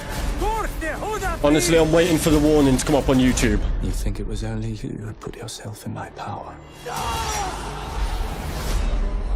Muted it. It's too late. It's all good. I'll just cut it out when the stream ends. I'll just cut that segment out. Alright, let's go to the games. TV shows in-game. Things need to stop. First up on our list of upcoming fantasy games, we have got a bold new RPG with an electrifying art style. Metaphor ReFantazio embroils players in an intrepid tournament for the throne that involves cursed princes, fairy familiars, forbidden magic, and faraway dungeons. Metaphor arrives from the minds behind Persona 3, 4 and 5, so as well as a beautiful UI and captivating character designs, you can expect a thrilling Shoji Meguro soundtrack and a series of life simulator systems that help to augment the profound nature of the epic journey ahead. Thankfully, you won't have to wait too long to set off, as Metaphor ReFantazio is launching on October 11th, 2024 for PC, PlayStation and Xbox. Cool. Monster Hunter Wilds is the latest evolution in Capcom's storied lineage of creature-tackling action RPGs, where players scheme, trap, craft, and fight their way to monster mastery. Taking place across a vast expanse called the Forbidden Lands, players will ride their raptor companions through this mighty open world, scavenging for supplies and coming face-to-face with formidable Animal Kingdom hybrids that require cunning plans and a catalogue of weapons to conquer. Fantasy fans should start sharpening their wits and their weapons because Monster Hunter Wilds is coming to PC and consoles in 2025. Yeah, we've seen that yesterday. It looks sick. 10 years on from Dragon Age Inquisition, BioWare's legendary high fantasy series has returned. In Dragon Age The Veilguard, players step into the shoes of Rook, a customizable protagonist who must investigate perilous landscapes to rally a ragtag crew against enormous beasts and egg-headed elven gods hell-bent on tearing down the veil between worlds. Can you stop the realm from being torn asunder? Find out when Dragon Age The Veilguard launches later this year on PC, PlayStation and Xbox. Any Dragon Age fans in chat? Welcome to the most exclusive club in all of Albion. Let's go! Carrying the torch lit by Lionhead Studios in the early 2000s, Playground Games' Fable reboot is a stunning reimagining of the famously funny fantasy series. It's set in the fairy tale land of Albion, where players will grapple with the burden of being a hero, as well as giant frogs and legendary beasts. Choice and consequence have always been a part of the Fable framework, and this has been teased with the introduction of fans and haters, as well as a mysterious rival hero. We'll find out more when Fable comes to PC and Xbox in 2025. God, I can't wait. I can't wait. What up, Toxic? How you doing, bro? Season 2 of The Lord of the Rings, The Rings of Power, will premiere on Prime Video this August 29th. You can also wishlist our most anticipated fantasy games on the Future Games Show Steam page. Just type Future Games Show into your search engine and click on our Steam page. But back to the trailers now, as we're taking a peek at Rogue Waters, a tactical pirate roguelite from Tripwire Interactive. Facts, I can't wait for Fable. One of my favorite game series. Betrayed. Cutter be locked in eternal battle with his foe. Navigate savage waters and choose your battles wisely. Gather your crew and ready yourselves. All good here, thank you, Caztecx. How about you? How's your day been, alright? Weaken the enemy by choosing your targets wisely. Board the enemy vessel with sharp positioning and clever tactics. Victory will be yours. Tame the legendary beasts to fight alongside ye in battle. Fable does look really good. I want to see some proper gameplay though. Are ye ready to settle the score? Arr, consider me timbers shivered. Rogue Waters coming to PC on September 30th. Suits with trainers need to Ned stop. and I are taking a small break from our hosting duties now. True, as Justin. We're about to air a series of back-to-back trailers. It's a classic blitz play. We've got dwarfs, demons, and dice rolls to come, so there's a little sum for everyone. Let's kick it off with Dwarven Realms, a new ARPG launching in September. Fable look forward to it. I love playing the classic games. I want Fable 1 remade though. Would be sick. I've played Fable, always wanted to, but graphics was a bit dated.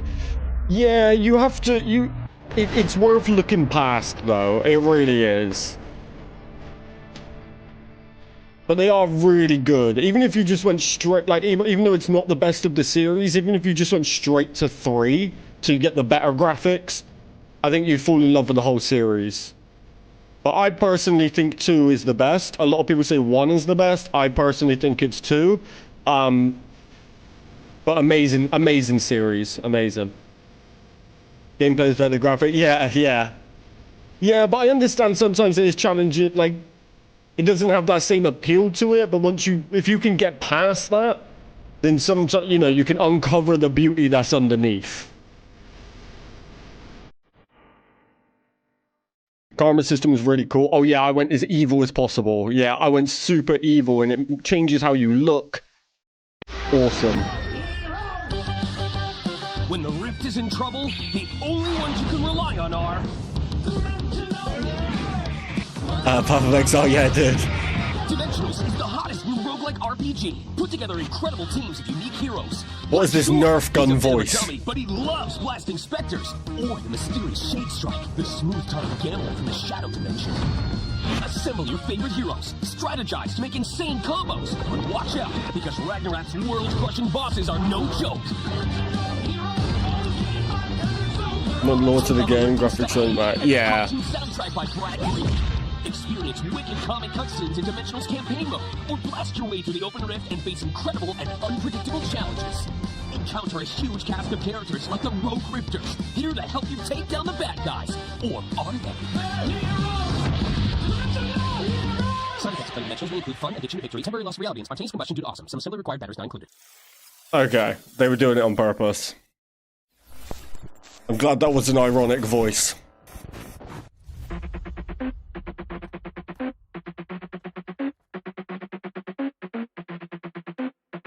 What? This is like a new Counter-Strike?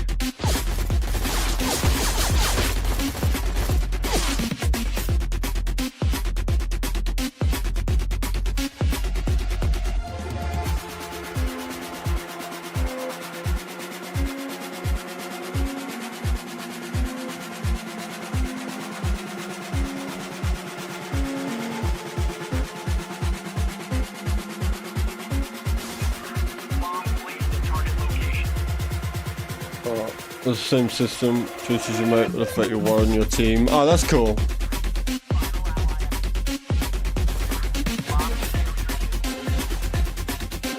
Yeah, I'm just not a fan of these type of games.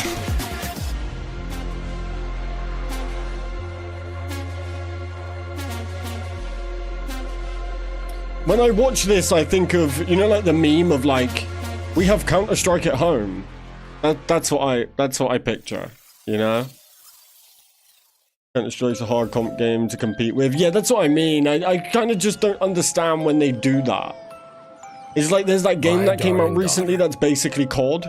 Emily and Chester are doing well. It lasts like a month, and then it's gone. To Bloomtown way of life. They started wandering all over our peaceful town. Besides, it'll do your kids some good to meet some folk with proper manners. I've put them to good use, doing some small chores around the house. It'll temper their excessive talking, I hope. Well, they're not bad kids after all. They don't go where they're not supposed to. That's satanic. I think they even befriended some local kids. Either way, what? They'll be fine. You know how nice and cozy Bloomtown can be. What is that? What is wrong with that dog? Why does the bird look like that? Wait, demon captured?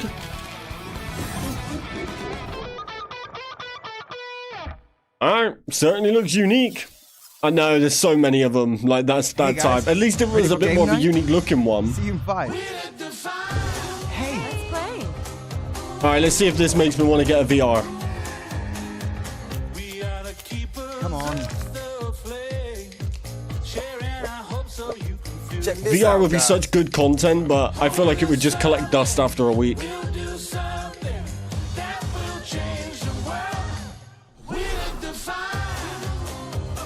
Yeah, sure, and just make sure your play bar at the bottom of YouTube is up to the live bit. I don't know if it sometimes YouTube pushes you back slightly. Make sure your live bar, your play bar is pulled all the way up.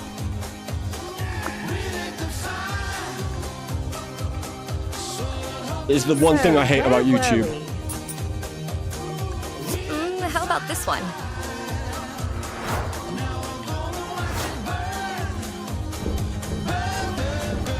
So, what are we playing next? No, didn't make me want to get a VR. I want to get one for the content, but those trailers, but now we're back and ready to introduce the next game, Exoborn. It's an open-world extraction shooter where you fight for survival against an apocalypse of natural forces. This is what Chewie Here's an wanted to interview see, with the team right? at Shark Mob, so you can learn more about it. Isn't this what Chewie wanted to see?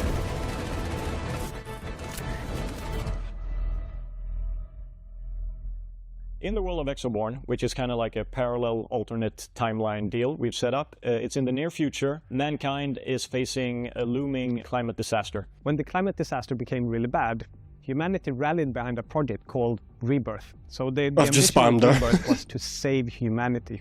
I like the tabletop games, but disaster from happening. I don't need VR for And that. we try to execute on that plan, and something goes terribly wrong, resulting in an even worse Same, disaster Justin. than we originally tried to avert. And in this disaster, the players kind of get caught up in initially a bit of a mysterious conflict, which you get to explore. They said in the game, Exoborn and we were all like, exactly Chewie! what's going on behind the scenes. But essentially, you are a rebel trying to save mankind, and things get progressively worse. Kind of like a firefight in a tornado. It gets worse and worse, not better and better.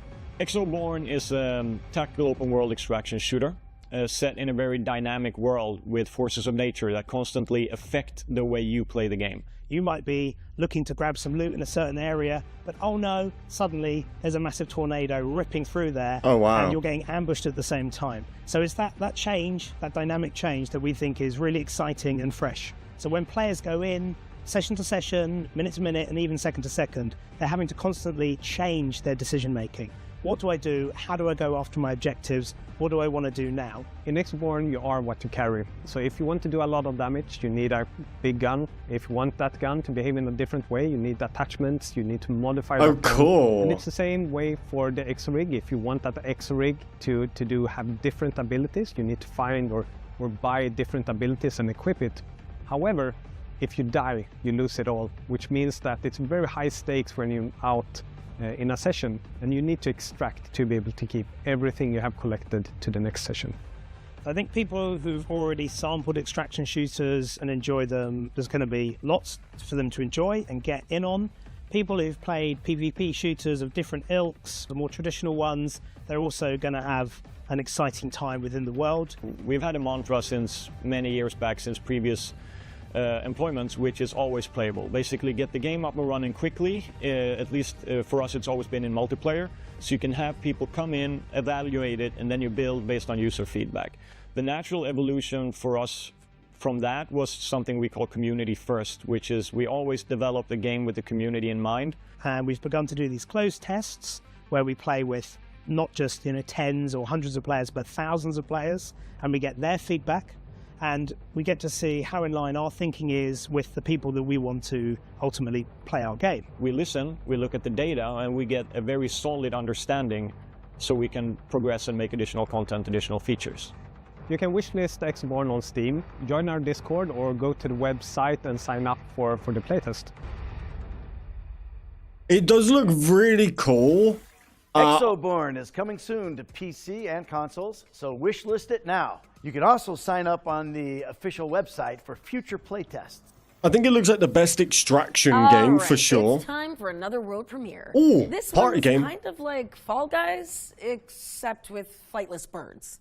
I wouldn't stream it though. I don't really play multiplayer games. Unless it's free, I'd give it a go. Once human. Yeah, facts. Yeah, I'd do the playtest for sure. I'll sign up for it.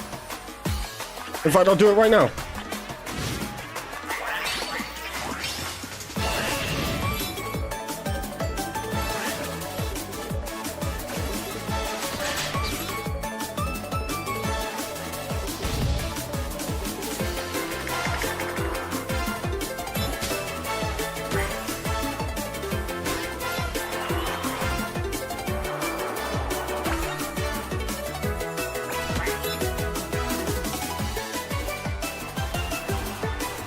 There you go, I've registered.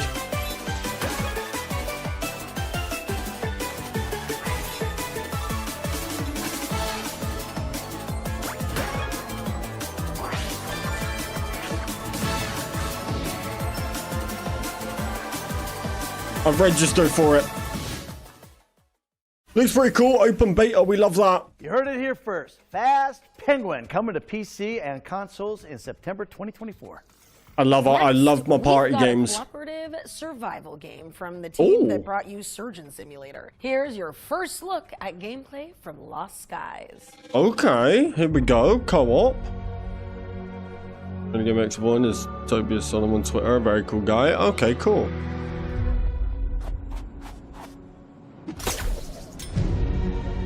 Wow, okay. Hello. Liking the look of this.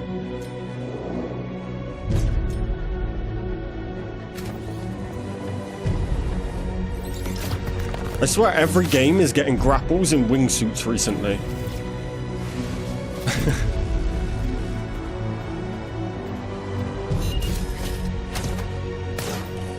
They know we all want them.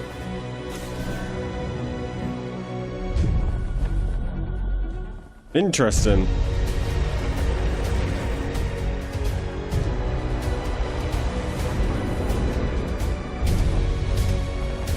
Avatar movie. I've noticed, yeah, they have. Looks pretty cool though. Looks pretty cool. Don't really get the objective other than flying around, but Lost Skies is soaring onto PC soon, so look out for it. Okay, our spotlight montage is up next, where we're gonna hone in on a set of 6 games launching in the near future. Okay, here we go. Have you ever wondered if you could survive in an ever-changing post-apocalyptic landscape? Well, wonder no longer. With the brutal survival simulator Endzone 2. Yeah, Build facts, settlements and balance resources I as agree. you face off against an unforgiving world. Endzone 2 is launching on August 26th, but it's available in early access on Steam right now. Take a trip back to the 1980s with Tormenture, a dark horror adventure starring a cursed retro cartridge that is affecting the world around you. Solve puzzles as you steel yourself to a variety of eerie disturbances, and watch out for the surreal enemies that skulk in your shadowy surroundings. Tormenture is coming soon to Looks PC, pretty cool. but you can check out a demo on the game's official Steam page. A third-person roguelite with a delightfully gory twist Swap Meet allows players to augment themselves with the discombobulated viscera of their enemies. Inspired by games like Hades and Returnal, you'll play as an upgradable galactic meat scientist, always on the lookout for powerful leftovers. Swap Meet Oh my is God, coming this looks soon to hilarious. PC, but the first 1,000 players to sign up at go.playswapmeet.com/FGS will get guaranteed access to the next playtest. No Sea details. power. Naval combat Yeah, in the Missile true. Age is a Cold War conflict simulator from the lead designer of Cold Waters. You'll take part in tense battles for naval and air supremacy, using realistically modeled vehicles and weapons. Players can enjoy a dynamic campaign with multiple theaters, where they must use their wits to respect the rules of engagement in historical and fictional combat scenarios. Sea Power is coming soon to PC, and you can wishlist it now on Steam. Harness the fury of the elements in Stormforge, a mod-friendly survival crafting adventure set in a procedurally generated magical world. Alone or with up to 8 players in co-op, you'll pilfer dangerous storms for resources and use the treasure to craft epic structures and topple deadly bosses. What secrets will you uncover as you conquer this mysterious landscape? Find out when Stormforge launches on PC in 2025. Okay, looked alright. Discover scintillating synergies in Dark Sky, a tactical deck builder with an emphasis on narrative. Players will explore the hostile surface of an alien planet, crafting cards and Potential exploiting there, weaknesses potential. as a band of heroes hell-bent on saving their homeworlds. Dark Sky is coming soon to PC. We're back on stage, and we've got another special section for those of you who can't resist the allure of one more turn. Here's a special gameplay trailer for Sid Meier's Civilization 7. I'm sick of seeing this game. I'm sorry if you like this game, but they are spamming it. See anything you like yet? At the indie game show I did, this future game show, there's been a couple that look okay, but there's not really been anything where I'm like, I need that game. The indie game show, they have the Squirrels with Guns. It comes out in 7 days, and I am getting it, and we are playing it on stream. Not gonna be interested in Civ 7 unless it runs better than the previous. Oh wait, did the last one run like poo? Oh, looks like a game we're playing already. What do you mean? What does it look like? Oh, it's that bad? Oh. It was called Squirrels with Guns. Or Squirrel with a Gun? Something like that. Looks hilarious. Bit like Goat Sim. Like Goat Simulator, like a wacky... Looks really good. Like during multiplayer and disconnects a lot. God damn. A game like that should never lag. Oh right, yeah. Well, I mean, it's an open world survival game, We so enjoyed that closer look at Civilization 7's gameplay, but that's not all. We've got an interview with the team at Firaxis Games focusing on the new features right now. coming to the game. So check it out. When Ed Beach first pitched his concept of what he thought Civilization 7 was, it was really cool. And he wanted to know where he could go next. How can he really change the way the players approach a game of Civ? Really bring something new to the table, not just more layers on top of what we already had. By breaking the game up into ages, we're able to simulate better that rise and fall of the civilization and have one turn into another culture and people with their own unique identity and continue to build on your empire in a new way. What makes Ages interesting is the ability to really focus in on that particular time period, whether it's the interaction between the civs, between the leaders, the nature of that interaction.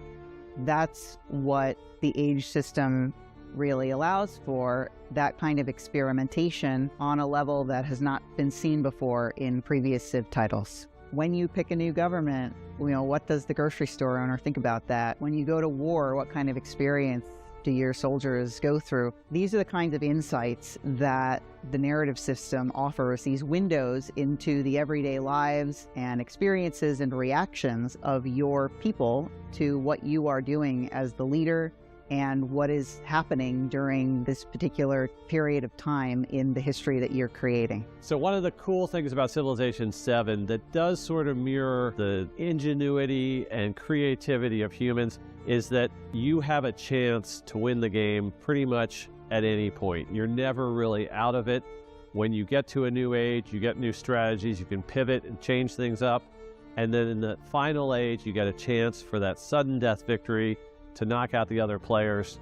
And even if you were trailing previously, the chance to get that victory at the end is pretty much always there for you. One of the coolest new addition too with Ages is the way that you have new cultures emerging based on how you play. So if I'm playing, for example, Confucius, when I go to the next stage, I've already got some lines into, because I'm playing Confucius, I've already unlocked a couple different civilization options that I get to merge into. But depending how I play, if I'm playing, you know, mountainous territory, if I'm playing with things that trigger unlocks for other civilizations, I can change the path of my own history.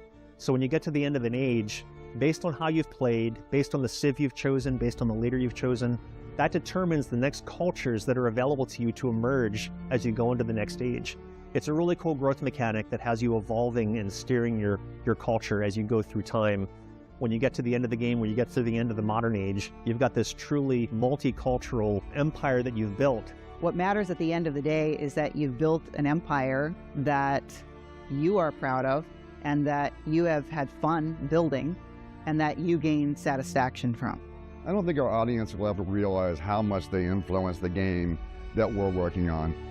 This is the first place I've worked where we actually look and listen to our fans and then integrate those things into the game to make it a better game. It's kind of like everybody's Civilization, not just ours. We love our community. We always say that we have the best fans in gaming, and it's true. We love listening to our community, getting all of the feedback that we can about the game from Civilization 6 and games prior. We gather it all, we listen to it, we make tweaks to it, and we've put a lot of that thought and feedback into Civilization 7 and continue to build it into the best game possible. Sure, pal. Yeah, to be fair, the Future Game Show is presented by this game, but it's just every event, every live event, just yapping about that game. Civilization 7, which is coming to PC, consoles, and Switch on February 11th, 2025. It's not even soon. World premiere coming up next for an action platformer with a shape-shifting protagonist. Let's check it out. Yeah, I'd like to hear more about Stormforge.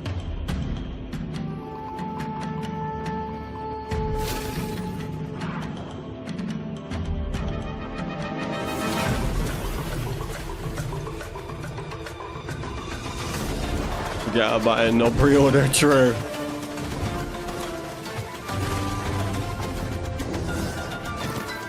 You might need to pay the employees with the overtime. Need more good open world zombie survivals. Oh, that would be so good. I kind of wish like we had like a new DayZ or H1Z1.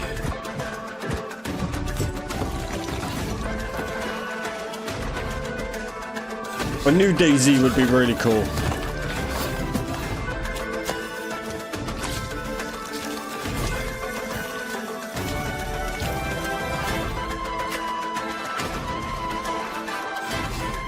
I played DayZ, it's very hard. I love DayZ.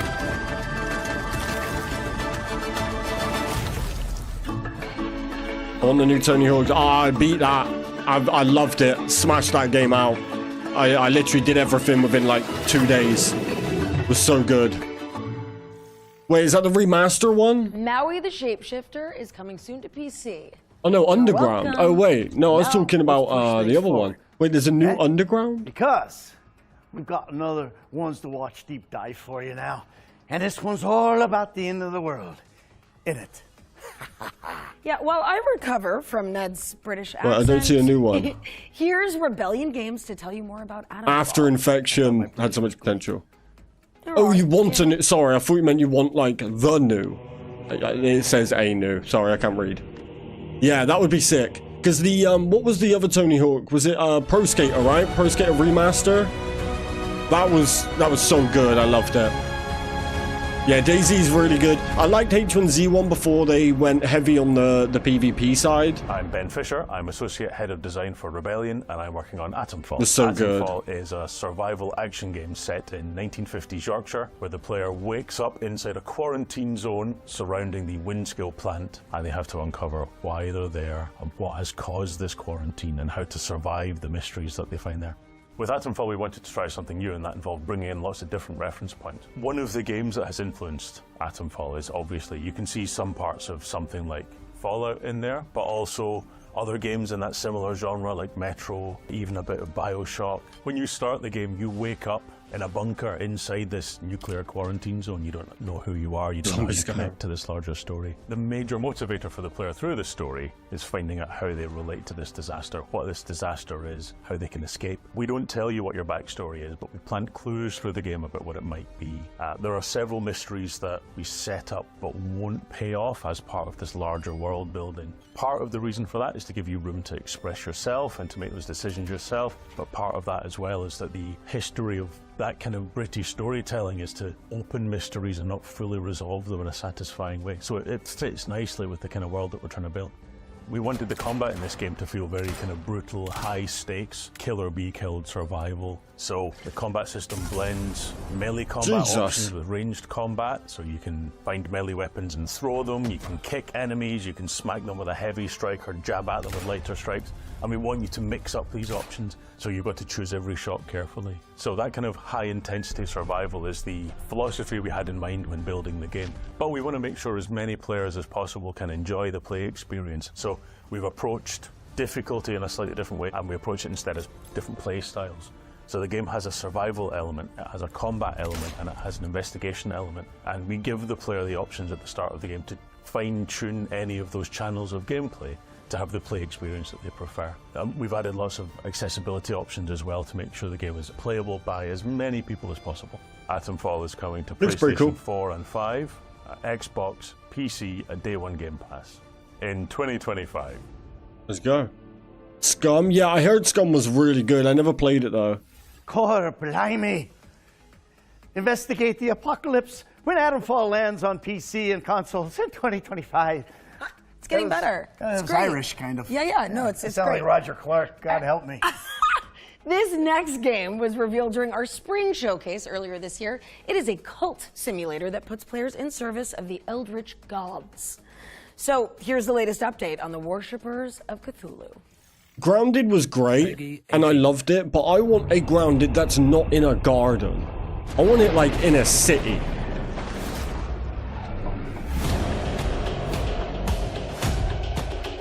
Multiplayer Far Cry game. Oh, once I did Far Cry Primal. I wasn't a huge fan of Primal, but Far Cry 3 is my favorite game of all time.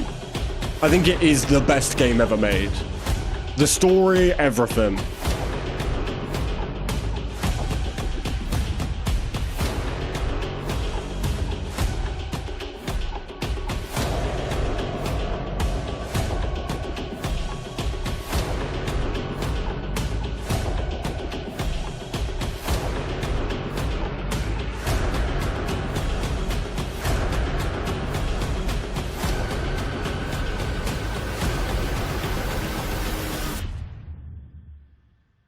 Cool.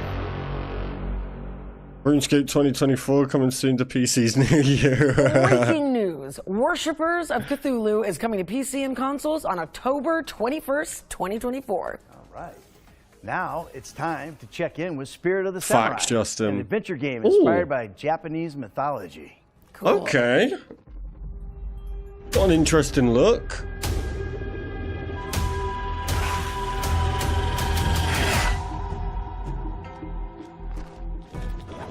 Is it a side scroller?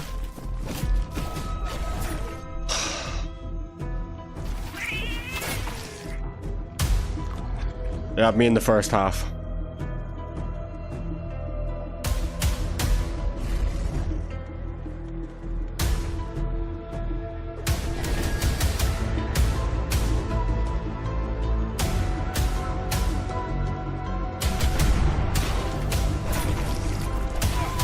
Yeah, I struggle with side scrollers.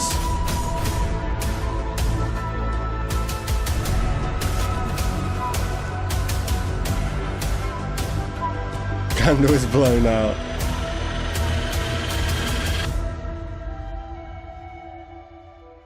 I struggle with side-scrollers. Some Spirit are good. of the Samurai is coming to PC in autumn 2024. Like Now Little we got an update Nightmares on is... Starship Troopers Extermination. Let's see what Off-World has been cooking. Little Nightmares is kind of a side-scroller, and that really works, but it's like totally different. I'm Chaz Barker. I'm the lead game designer of Starship Troopers Extermination. Let me tell you about something we're introducing to the game. This is this monstrosity of a tank, but in bug shape. It's called the Tankerbot. It has a Hollow Knight, suite of yeah. different moves that it's going to ruin your day with. Or Castle Crashers. We're trying to make the Tankerbot... Castle Crashers is a goated side-scroller.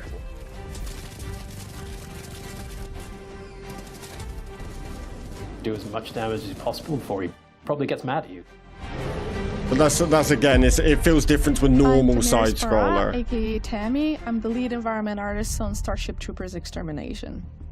Boreas. This is an icy planet that has been infected by a bug meteor. The bugs have had time to mutate and evolve within that frosty environment. That's where our players are going to be able to encounter the Frost Drone and the Frost Warrior. Damn. So we're very excited to introduce this new biome to you guys, and we really hope that you guys enjoy it. I'm Peter Maurice, project lead for Starship Troopers Extermination. Our goal for single player is to introduce a new way to progress your character and prepare you for 16-player multiplayer. A really cool aspect that we wanted was bringing General Rico in. He's now in charge of a special operations group. He's forming the best of the best from all military branches, and he's invited you to come and try out for a special operations group. When we launch in console in October of 2024, that is just the start of a very robust roadmap of features and gameplay moments that we'll be bringing in, so you can expect to see tons more bugs and worlds to explore in Starship Troopers Extermination. It just looks like that Extinction, you know, the dinosaur one? It just looks, Starship it just Troopers looked like is that. launching on PC and consoles in October 2024. But if you can't wait to fry some bugs, it's already available in early access on Steam. Here's a gameplay trailer for Los Pingueros, a multiplayer snowball brawler where you duke it out with your buddies in melting arenas. Cool, comfortable, air-conditioned paint. Oh, I can dig that. What's this, party game? Mm-hmm.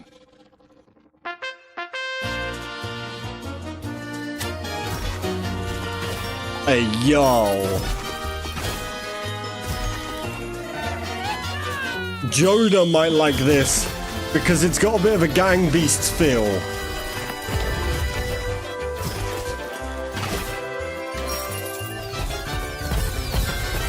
It's like Gang Beasts meet Fall Guys.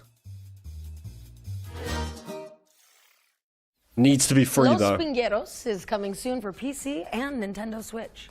Now, if you remember, during the summer showcase, the Future Game Show launched a new initiative to spotlight up-and-coming indie games. We called on developers to submit their games in a tight 45-second format, kind of like indie elevator pitch, if you will. Well, our inbox has been overwhelmed with creativity, and the crew behind the scenes have picked out some of their favorite examples to share with the world. Do you want to take a look? I do. Hi, I'm Dana, and I work on Projected Dreams with my friends at Flowberry Studio. The story of Projected Dreams is about a little girl named Senka and her mother. Together, they tell stories and animate them through shadow play on the wall. After moving houses, Senka is left to tell stories by herself and uses her mother's old photo album as an inspiration for her fantastical dreams. Solve puzzles by dragging, rotating, and stacking toys from Senka's room to recreate shadow silhouettes on the wall to uncover key events from her mother's past. Projected Dreams echoes the comforting feeling of playing in your bedroom during warm summer nights and slowly unfolding the stories of the people closest to you. The game will release early next year on PC and Mac, so be sure to wishlist Projected Dreams on Steam. Cool. Hi everyone, my name is Martinez, and along with my colleague Montes, we are the developers of Haunted Paws, a game where you play as two puppies trying to rescue their human friend trapped inside a haunted mansion. You'll have to work together to complete puzzles and sneak past monsters that live inside the mansion. The whole experience is focused on two-person multiplayer, so it's perfect for couples and friends alike. We'll feature both local split screen and online multiplayer, so you can play on the couch or across the country. Only one player has to purchase the game and can then invite their friend to play for free. The game also has a full range of customization options for your playable character, which allows you to bring your real-life dog into the game. Haunted Paws will be coming to Steam and major consoles, but we still haven't decided on the release date yet. In the meanwhile, you can follow us on social media for development updates, and don't forget to wishlist on Steam so you know when the game is out. Me and Mrs. Kaz duo game.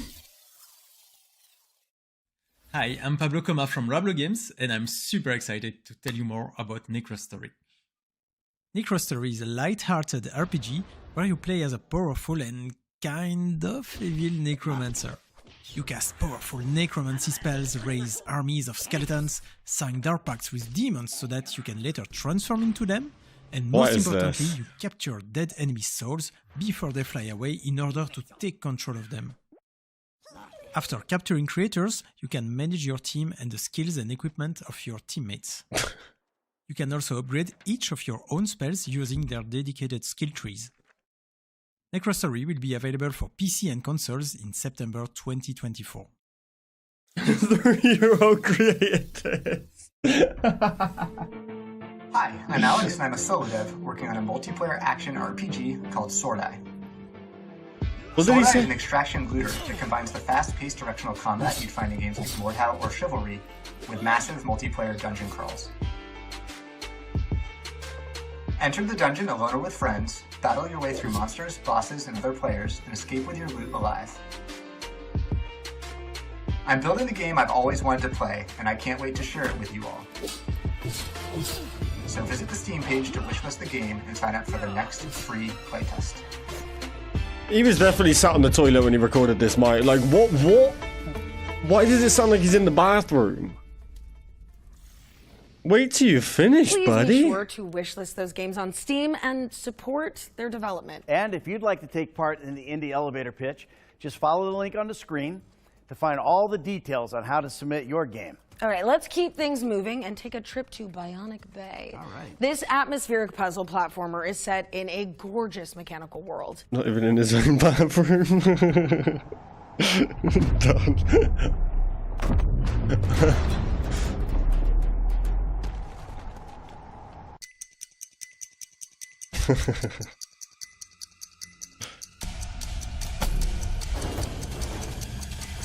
Oh, this is trippy.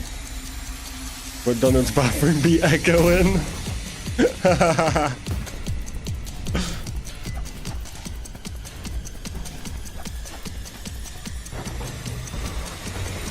Yeah, I'm far too dumb for this.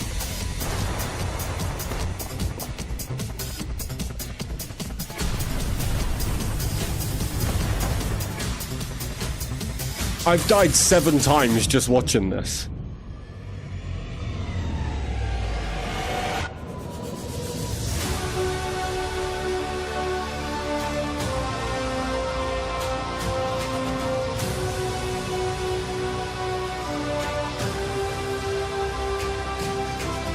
It is very cool, but I got the about, like, all my brain capacity is pretty much like chopped tree. That's, you know, look at that. Like, what just happened there? Look. Oh. Okay.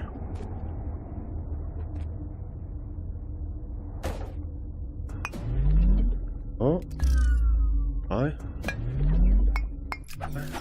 Oh. What? I just... Oh no. Oh. Yeah, I'd rage so damn hard. Bionic Bay is coming to PC in 2025, but of course, you can wishlist it right now. Yeah, I hope you're not getting tired of all these world premieres because we've got yet another one coming up. Nah, I'll take roguelite. Let's just call it. Let's call it a day on the strat games. Mystralia was about to vanish into oblivion. But when the goddess called, I answered.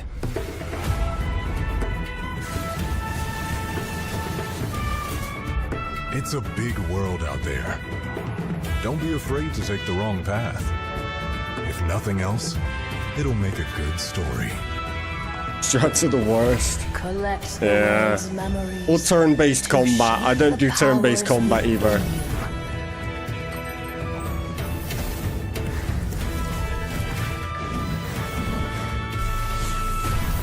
Even our guardians seem to have forgotten who they are.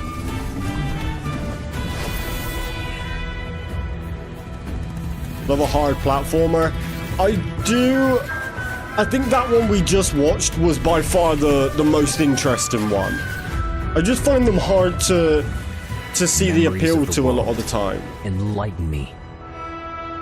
And give me the strength. Enjoy strategy games, but they gotta be good games. That threaten you. I gotta admit, I did like the look of that Fable one yesterday. I did like the look of that one. Because it's like strategy, but then you can go into the game. That's cool.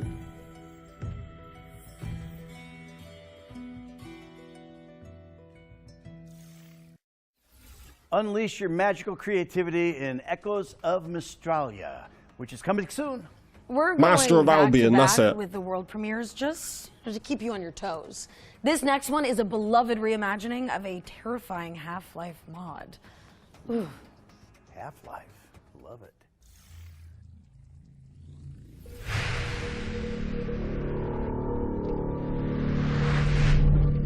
Okay.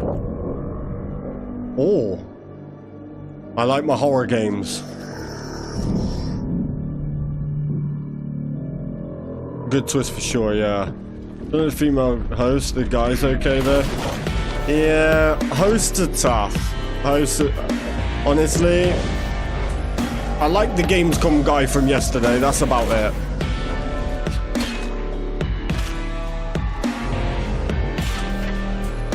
Go host it, Kaz. Look, I'm partnered with Indie Expo and I'm still trying to, I still want to go and host for them. That would be, I'd love to do that. I'd go to Japan, I'd do the lot. Oh, hell no. Hell no. That looks good. Oh, we're not done.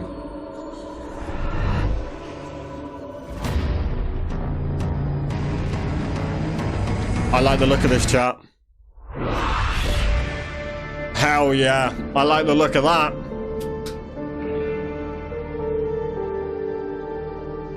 That looks like a fun stream game.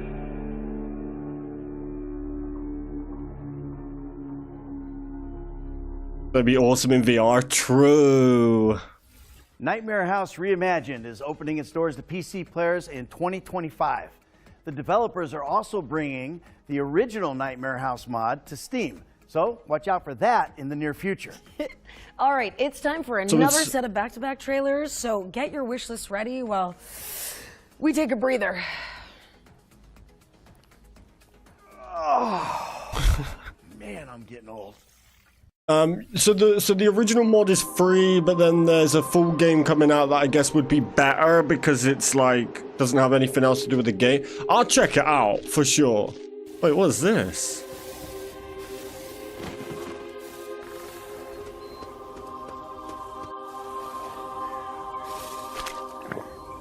Your socks are gonna get wet, buddy. Wait, is this like a zombie... medieval zombie game? Oh.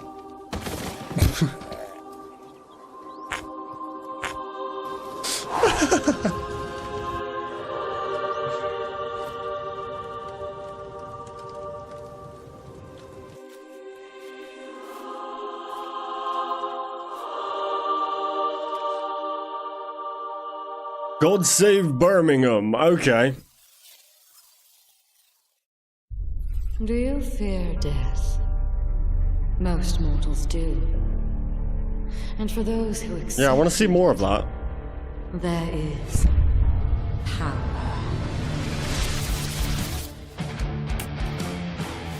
I'd be down to do that.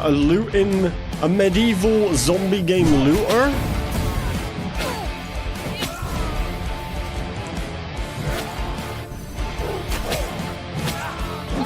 See, like this, just...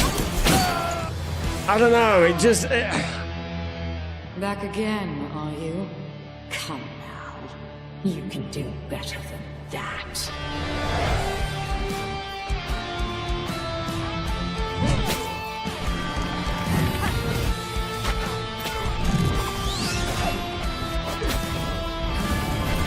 I just struggle with stuff like this. They always make it look so epic as well. Oh?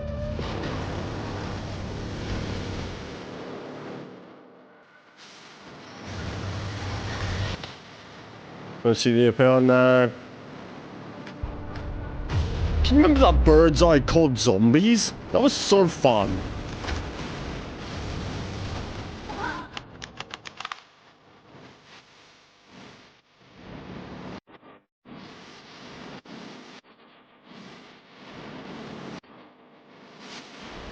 Yeah, the arcade mode, yeah, when you... was it Black Ops 2 or something? You got out of the chair? Was it Black Ops 1? Yeah, Black Ops 1, wasn't it? You got out of the chair and... or whatever it was. I can't remember even how you did it. But you could go into the arcade mode. And then you'd pick up, like, the same abilities. Black Ops 1? Yeah, yeah. That was so good. They could have made that into its own game. Looks like the Ascent a little bit. It does, actually, yeah. The Ascent was alright. Wasn't too bad game. To break the straps, yeah, yeah. But the arcade game was so good. It could have been a game of its own. And existence, few know. Although I came here as a guest, I am now a the OG? Ah. I think I have a video on the Ascent. I am not alone. A group of companions and I are planning with the monkeys. Yeah, I loved all that though. It's so wacky. Confront yeah, I actually have the Ascent. I have a video on it.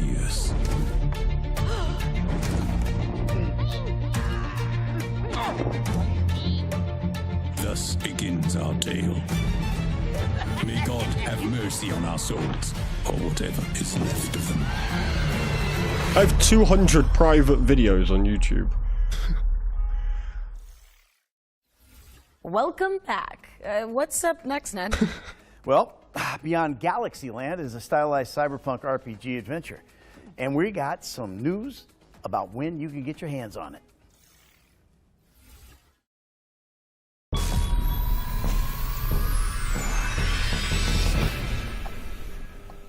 As the very universe unravels,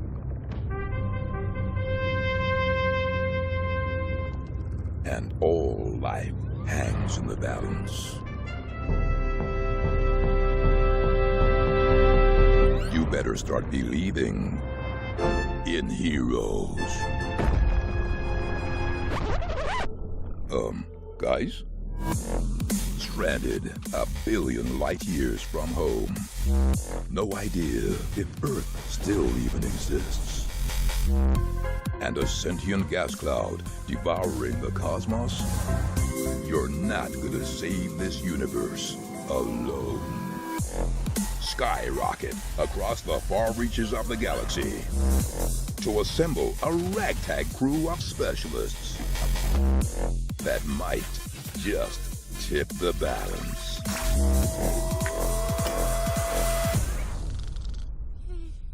Though with every planet teeming with galactic nemesis and a secret power manipulating reality from behind the curtain, defending time and space might be easier said than done. Yeah, I'm gonna hit a pass on this. Beyond Galaxyland, plummeting to Earth on September 24th. Wishlist now. Yeah, I'm gonna hit the old pass on that one as well, I think. Doggo, Beyond though. Galaxyland is coming to PC and consoles on September 24th, later this year. We like the doggos. This next section, the ones to play montage, features games with demos available on Steam. So you can try them all out right after the show. Let's see who made the cut this time. Oh, so these all have demos? First up is Miniatures, an anthology of dreamlike adventures about childhood. Yeah, I don't think so. Next up, we've got Anima Flux, a cooperative Metroidvania set in a desolate, far future world. Yeah, I'm gonna pass on that one as well. Tiny Glade, a relaxing sandbox game where you doodle digital castles in Pastoral. I mean, that actually looks so chilled. Or how about Office Fight, a physics-based puzzle Appreciate game you, where Justin. you break stuff. Have a good night. Appreciate you. Work sucks. I'll catch you real soon, all right? Have a good one, Justin. Thank you for hanging out with us. Last but not least, here's Wilmot Works It Out. It's a cozy game where you put together jigsaw puzzles. That was our ones to play montage. If you want an easy way to find all those games, check out our official Future Game Show page on Steam. What's next, Alex? Well, our friends at keep them Thunderful ones. sent over the launch trailer for SteamWorld Heist 2. Let's check it out. I'm in. Okay, this looks... I love games when they go like wacky and unique. Even if it's not my style of game. Wait, is this like Worms?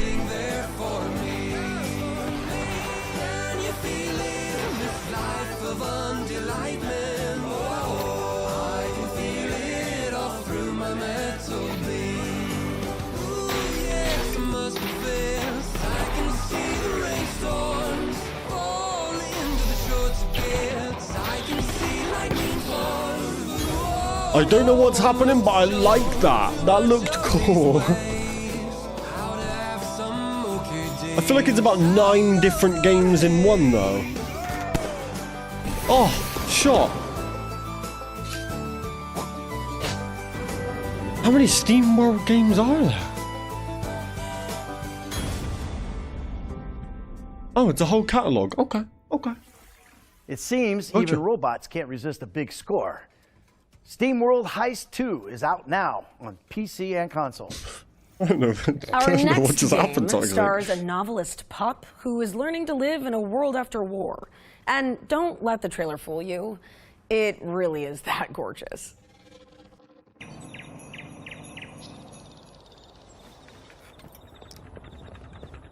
You said gorgeous, huh?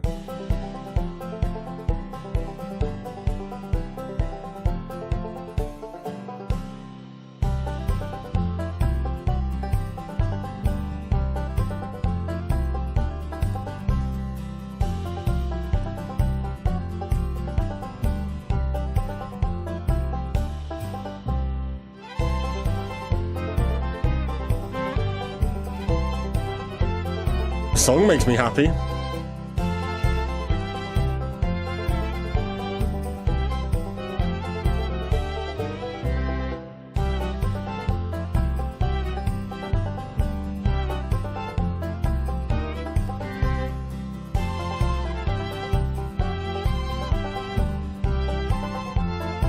I have no idea what's going on there.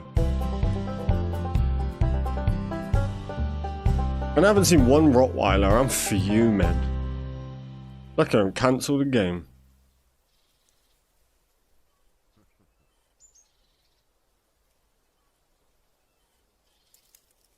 Cool, thanks for that.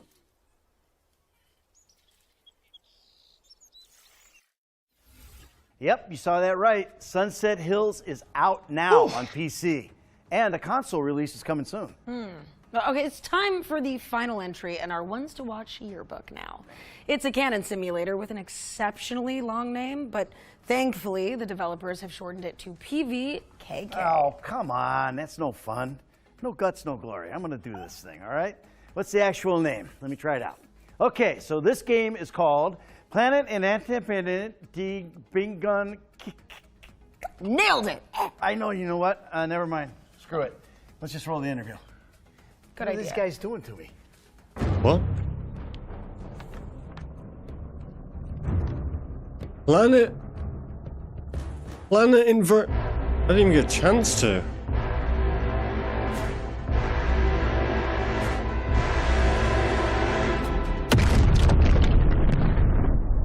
Planet Inverti. I'm René, I work at Pippin Pits and we are a small indie developer in Germany. We are working on Planetenverteidigungskanonenkommandant, or PVKK in short. He said what? And essentially it's Space Invaders, but the cannon you fire is really complicated. In PVKK you are in the small bunker and you are tasked with fending off an interplanetary invasion from space, so you shoot down spaceships. Maybe you've been wondering if PVKK is a horror game even, or a narrative game.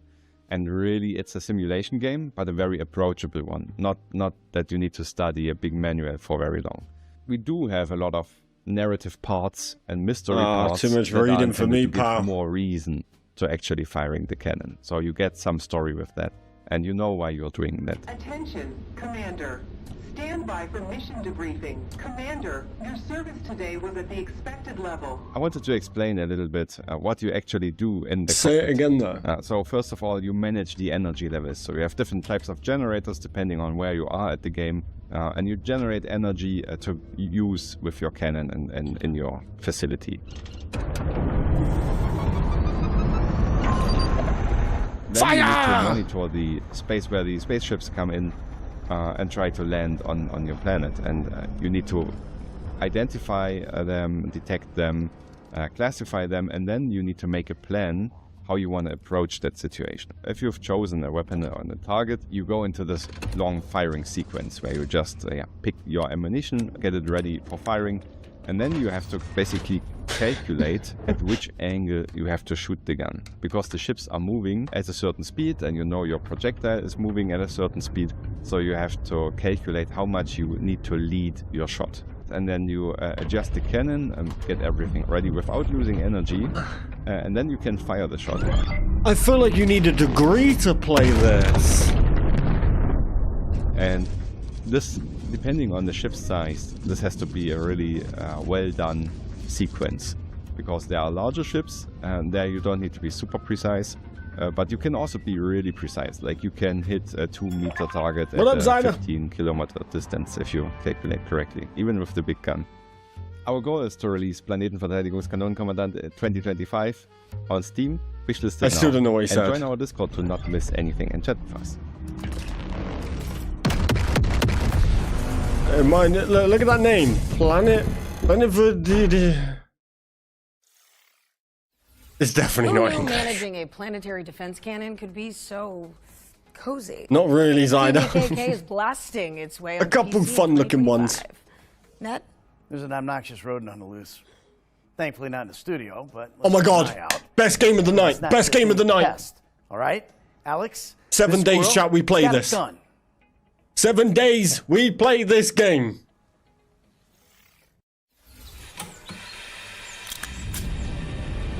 Best game of the night. World of peace and tranquility. This is SWAG Morning Homeowners will now hunt are causing significant power outages. A hidden truth lies beneath the surface.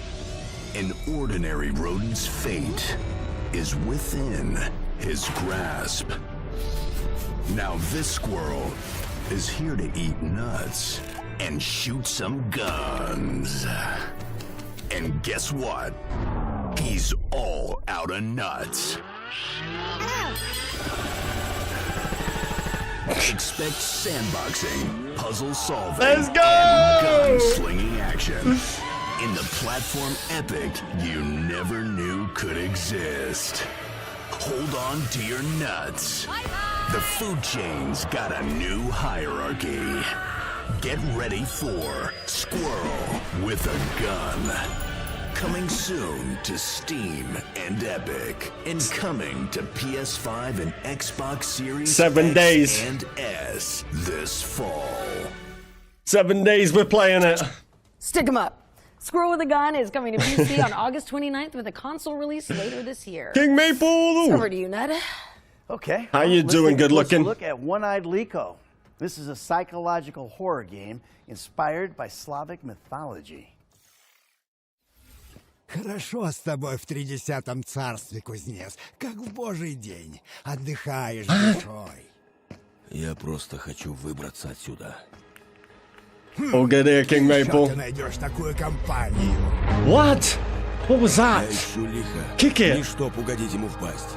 Да ну, а для чего? Чтоб... Черт. Да бес его знает, портной. Говорят, кто ступил в темный лес, не уйдет прежним. Выдержи его испытание. Пройди сквозь чрево мертвеца. Умри и сам воскресни. Ну что, готов? Нет! Стой! Погоди! Yeah, they've shown a little bit, King Maple. Yesterday they had the best showing for it, though. Sure.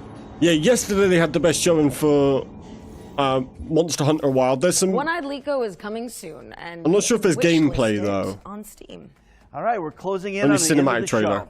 But that doesn't mean we don't have any tricks left up our sleeve. Yeah, you know, this game was revealed at Gamescom last year, but we've seen nothing Yeah. else about it until now.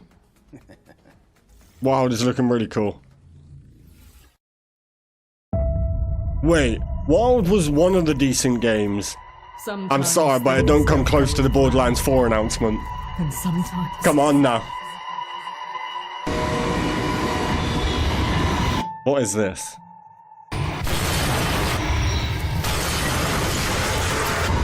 I can't wait. Never played Borderlands? Wow. Great series. always searching for Chef's kiss. answers never asked. Always clawing at the surface like worms begging for food.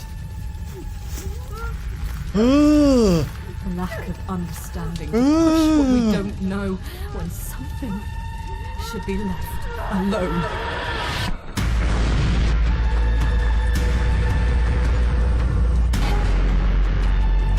There's something we can do.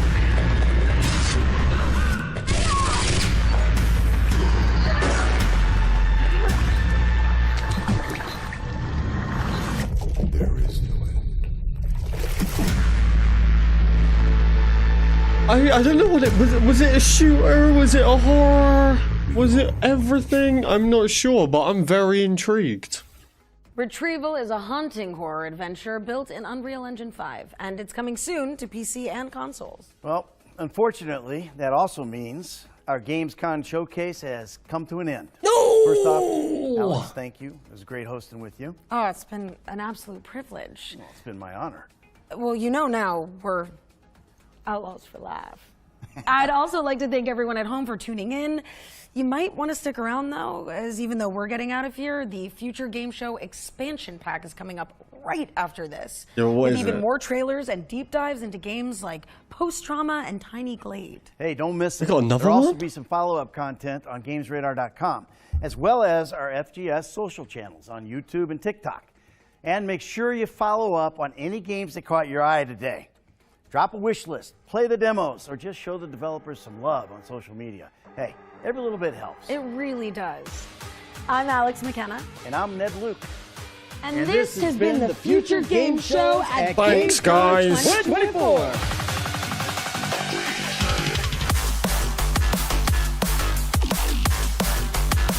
Right, so are they not going to show anything new?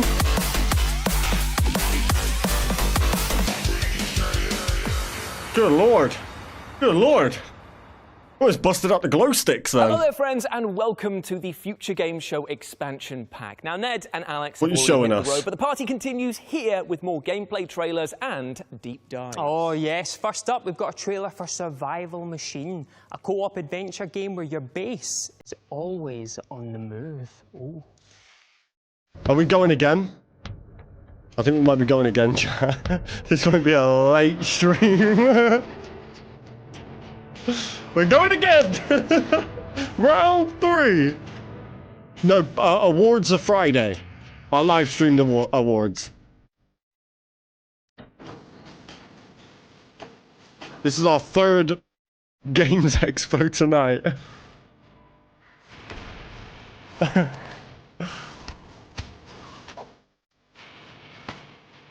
Yeah, this looks pretty cool.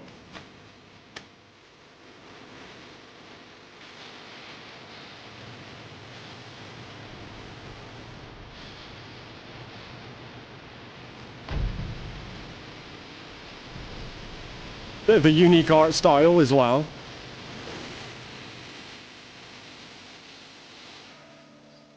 And your base is on wheels.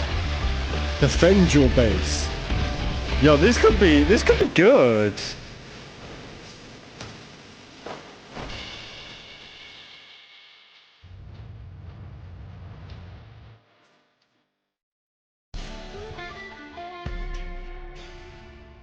Looks pretty cool. By the way, if you haven't liked the stream yet, please do.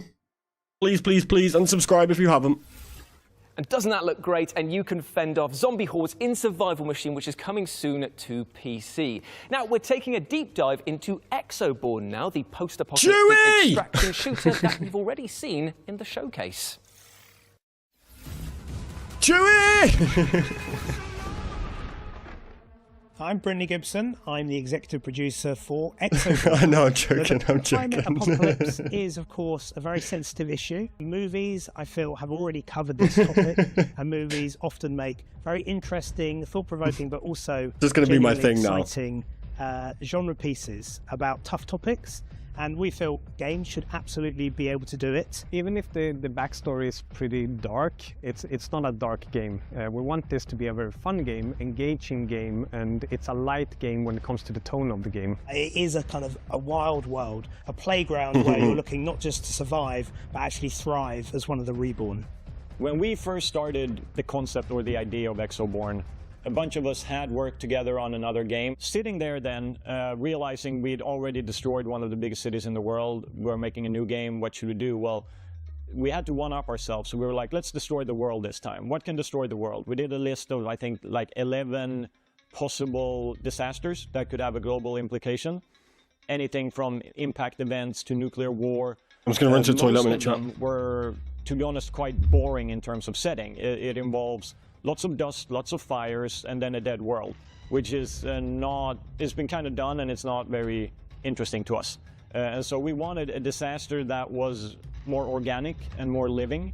And then we were like, okay, but storms, extreme weather, that could be cool. Like we could see gameplay synergies, and we could also see a connection to another game Sharkmob released, which is Bloodhunt, which has a lot of vertical combat, vertical movement. And we were like, how can we take some of the learnings from that and carry that over to another setting and do these things that we want to do? So it all kind of brought us towards this whole extreme weather, natural disaster scenario.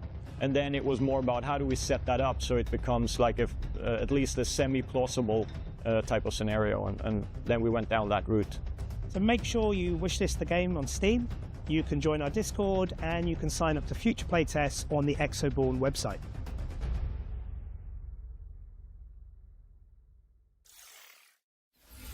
Thank you to our friends at Sharkmob for the lowdown on Exoborn, which is coming soon to PC and consoles. All right, well, it's time we had a chat about some games that appeared during our Gamescom showcase. But first, maybe some introductions are in order. I'm Nathan, he's Jules, and we're joined by some faces you might recognise. Influencers, streamers, content creators, and all-round disappointment to their parents. Anna Demetrio, Ash Millman, and Harry Silva. Thank you so much for joining us, guys. Now, Ash, we're talking about spine, and I know that you love the look of that. I just love spines. I'm just a big fan of spines. They hold us up, they keep us together. I'm really glad you've come to me first, actually, because when we spoke about this briefly, we've all gone, this reminds us of Sifu. It reminds us a little bit of Sifu. So I get to say that and be like, I've got a really salient point. Reminds me of Sifu. But yeah, I think this looks great. I love the vibe of just like a bit of violence, mixing up your martial arts, your shooting. And also I love, obviously, our main character with her pink hair. I was like, oh. I know. I really hope this is some kind of design, like we can change outfits or something. It looks like something that you could change the skin of. Or From the whatever. look of all of the enemies and the main characters, they look very cool. I just like in general the design. Beat 'em ups aren't really necessarily the kind of games that I'm good at. I don't think there's many games I'm good at, but that would probably be one of the least. But I love like the environmental design, just the look of it, the kind of cyberpunky feel looks very cool. So I think when I play it, I'll probably just be admiring rather than being good. It's one of those games that just looks so cool in stasis, but even cooler in motion. Like the amount of different animations that you've got for taking down your enemies, like you can see them cartwheeling over the back of them and shooting them in the spine, ironically. You've got other people where they just like, yeah, they slide underneath and just shoot them right in the chin. And it's just like, it's veering on that edge where the developers are like, are you okay? Because there's a lot of very violent ways in which you're dispatching people, but it looks so cool at the same time. That's what makes it great. I feel like I've seen a lot more games recently where like the animations are really being like leveled up, and the level of like violence and stuff that you see from it. And I really enjoy that, to be fair. I feel like it makes it more detrimental. Really cool. It's got that great look, I think, of being like Sifu, but having Max Payne inspired kind of gameplay, which I love that when you see a game that's so clearly makes you think of two separate games and you go, oh man, like smooshing those together is just the best idea. Why has no one smooshed these two games together You think to yourself, like, why hasn't this happened before? It seems like it's so obvious to be like, okay, do the martial arts thing again, but mix it with like the film Equilibrium, and you have an absolute banger right there. But what's really interesting is that obviously, as we've just seen in the released footage, it's not just human enemies that we're going to be taking on this time. We've got giant mechanized robots as well, and it's just kind of like, whoa, chill out now, whoa now. Which makes the melee and the shooting aspect make sense, because then you've got a mixture of enemies. And also I love the whole kind of cyberpunk genre of games, and they're always first person, almost always. Like if you think of Cyberpunk or even Ghost Runner, I don't know if anyone's played Ghost Runner. Oh yeah, that's a great game. Savage game. Yeah, savage game. But like this one, having the whole genre but actually being able to see your character for a change is such a nice blend, because I feel like I haven't thought about a game I think like it makes it better as well when the character design is like top notch and you get to see your character. It just makes it so much more worth it. Well, from that discussion, I think it's pretty clear that we love spines and the game Spine. That's coming soon to PC and console, so get it on your wish list or Ash will steal your Spine for a collection. Now let's keep things moving with this trailer for Truckful, a physics-based driving simulator set in an ancient forest. Next game, alright, what we got here? Oh god, I'm already triggered.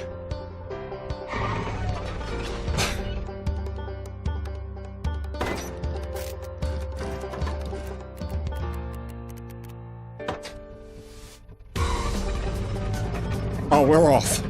We're off.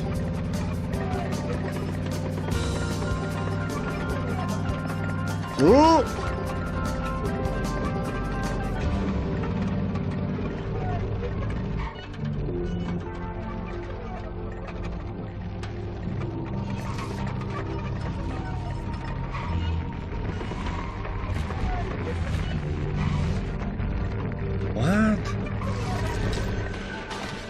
Well, you messed that up, didn't you? Okay, interesting. Seems like it could be fun.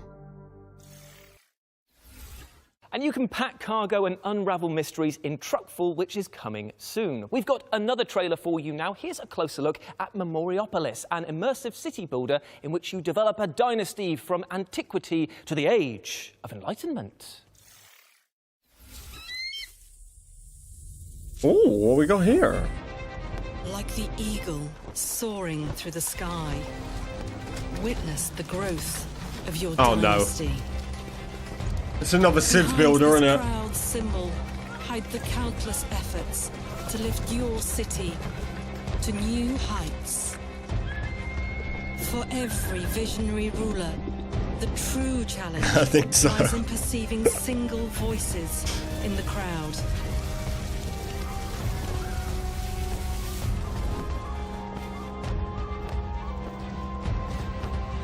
Yeah, it has to Only be. a true leader can unite them.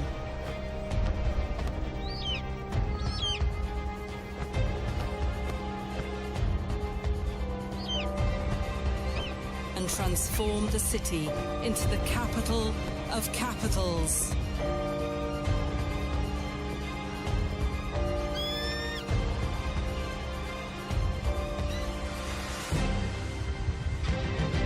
Yep.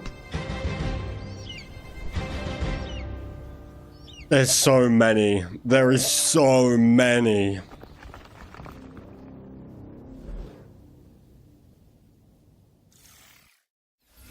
Now, Memoriopolis is coming to Steam Early Access on August the 29th. But what's up next, Nathan? Well, we've got an exclusive trailer for Skydance's dark fantasy VR adventure Behemoth, featuring a never-before-seen boss encounter. Oh, we are spoiling you. Core, full stop, blimey. Alright, will this sell me on VR? Will this be the game?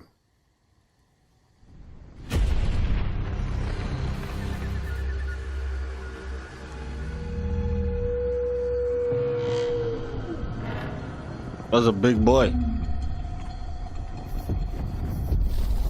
The Forsaken Lands. Hidden from the eyes of the world. It's huge. Where the earth quakes beneath the tread of terrible giants. Only someone who inherits my power can succeed. Convenient grapple points.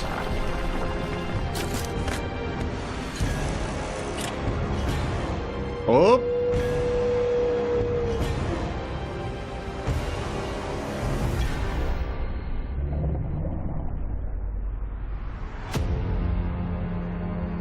That should look pretty cool. Not bad. Sharpen your swords because Behemoth is coming to a VR headset near you soon. Indeed it is. And okay, now you might remember our next game because it actually debuted at this year's Summer Showcase. Nico Dorico, The Magical World, is a mascot platformer with music by the legendary David Wise. And we've got an all-new trailer coming up next. What are the odds?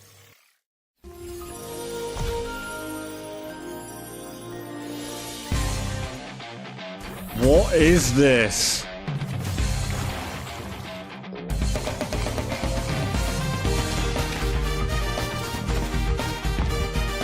No worries, Chewie, thank you. Let us know what you're cooking. This looks pretty fun. Got old school vibes to it.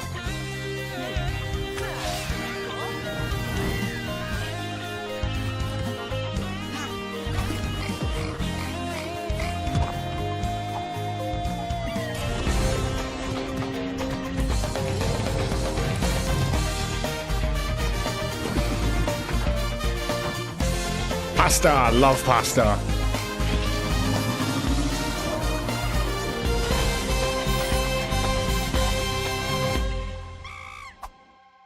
Look pretty cool. Thank you to our friends at VEA Games for that update on Nico Dorico, The Magical World, which is coming soon to PC and consoles with the best game title ever. Shall we dig into another game from the showcase then? Well, how about Atomfall, the British take on Fallout from Rebellion, which is quite a pivot from the Sniper Elite games that we've known them for. I'd like to welcome our fellow FGS host, Matt, as he has actually played it. Matt, how is it? I was pretty blown away by it, actually. So I went down to Rebellion to interview Ben. You saw some of that interview in the showcase earlier. And yeah, when I arrived, they were like, you just want to play it for an hour and a half? And I was like, yes, please. So yeah, unless anybody else at Gamescom currently has queued up 4 or 5 times to play it, I think I can claim that I'm the person on planet Earth that's played the most Atomfall outside of the studio, which is pretty cool. Everybody's been saying it looks like Fallout, it looks like BioShock, and it is exactly that, right? Like I would say mechanically, moment-to-moment gameplay, very BioShock in sort of gunplay and melee combat.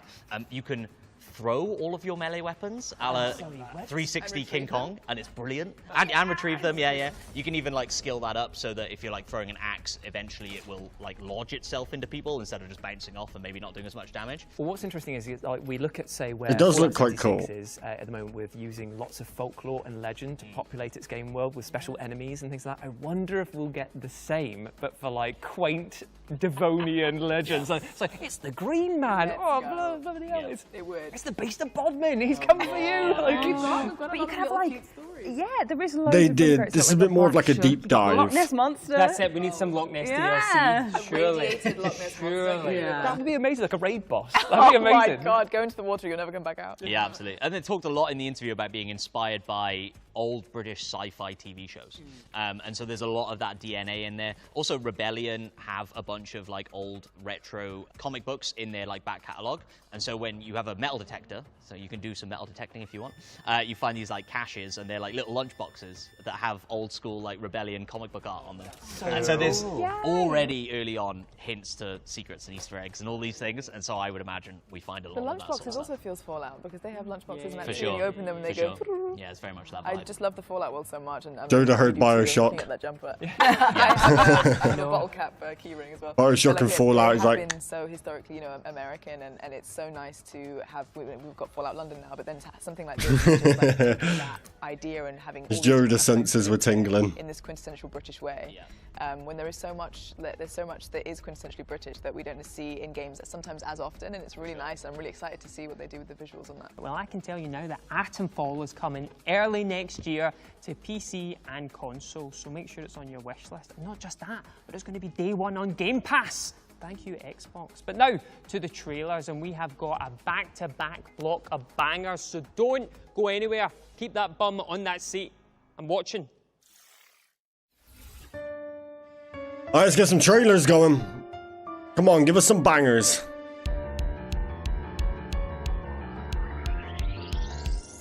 What am I meant to be looking at here? Good lord.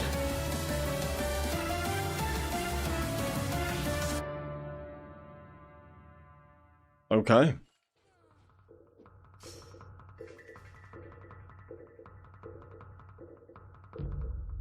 Arm your gladiator. Okay. Ready to fight.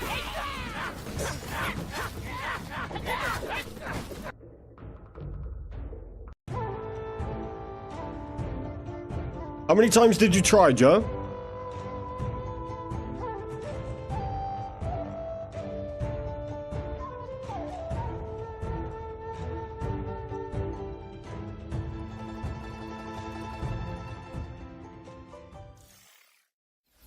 Okay, we're focusing on Warden's Rising next, a PvE ARPG shooter with MOBA-like base defense. And if you don't have a clue what any of those acronyms mean, do not worry, because we've got a lovely interview with the developers that is coming up for you, NEXT.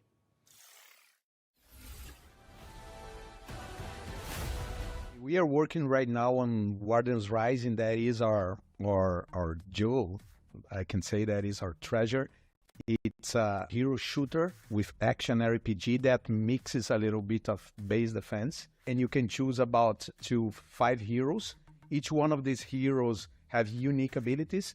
They have a special attunement with special kind of energy that exists on Warden's universe called Synthesis. And we need to fight hordes and hordes of enemies that are trying to invade us. We have boss fights because we love boss fights and everything. A unique boss fight and unique strategy. It will be it's very cool game with the element with the action, strategy, and beautiful characters. When we play the game, we kind of okay. This you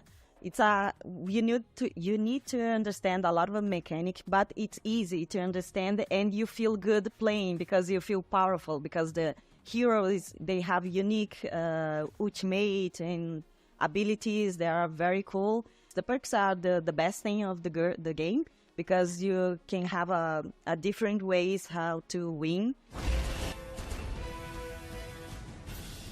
The game was growing from a very slow-paced strategic game to a hero shooter, and then we start to, okay, we can do more with that. We can add robots to help you. Okay, we can add abilities to add some layer of action RPG. That was the process of creation of Wardens.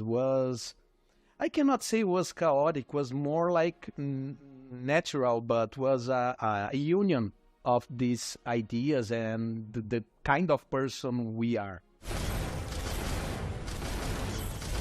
I think it's the ultimate, each hero, because it's so different. Each one have like, you can invoke like a Oni or like a elemental ice queen or a big robot. So this kind of change the strategic one, and you will think, now I can use now because I need to wait a little more because it's gonna be a lot of savage to kill. So this kind of part, it's so cool when you press the button to use your ultimate. Warden's Rising is coming on Q1 next year on PlayStation 5, Xbox Series X and S, of course on PC.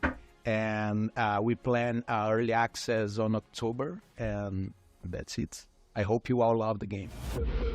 The only reason I say Joda is because everybody seems to have to try like 3 or 4 times in between reinstalls. Thank you to our friends over at Big Moxie Games for that. Like it took Wyatt 4 attempts Warner's today Rising is to coming get soon him to PC and without consoles. reinstalling. Another game that appeared in our summer showcase was Madragora, the side-scrolling Souls-like, set in an atmospheric painterly world. I tell you what, would you like to see a trailer? Paint me a picture with your words, but also this trailer. Go on then.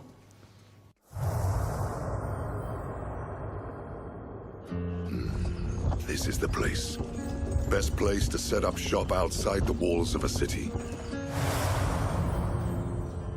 Band of musicians told me the roads have become too dangerous. This is the legacy of the witches.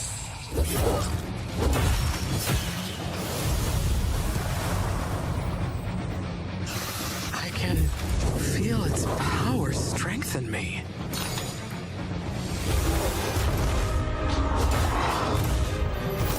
Honestly, I know it sucks, but give it like a nice amount of time on each loading screen. If it doesn't work, like that's where I'm headed. back out, try it again, leave it a while again, back out. Try. Just, I know it sounds painful, but Wyatt had to do that today, and then he got in. On So, Mandragora, which is coming soon to PC and consoles. What's next? Okay, it's time to step into the twisted labyrinth of post-trauma, an unsettling horror game inspired by genre greats like Silent Hill 4, The Room. Now, specifically, we've got some news about when you, even you, can get your hands on it. When? All right, when? Just watch. When? Alright, new horror game. Up for an hour. Jesus. Yeah, give it a few attempts. Hello? Hello? Where is this?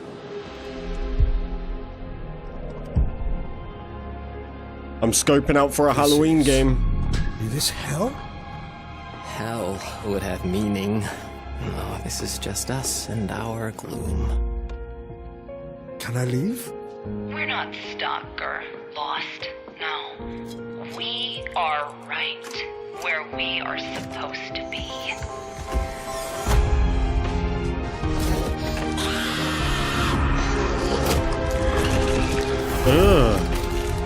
Make peace with the gloom.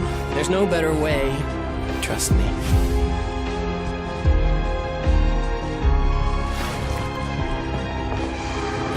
You think you can escape what you've done?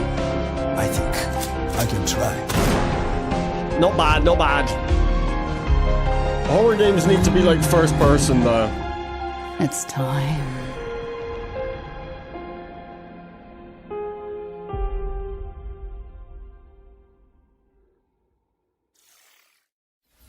You heard it here first. Post-Trauma is launching on October 29th for PC, PlayStation, and Xbox. It's not soon enough. Sorry.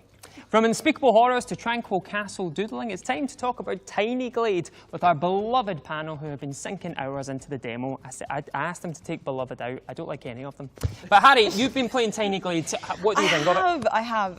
Yeah, so I saw the demo launched recently. I decided to pick it up.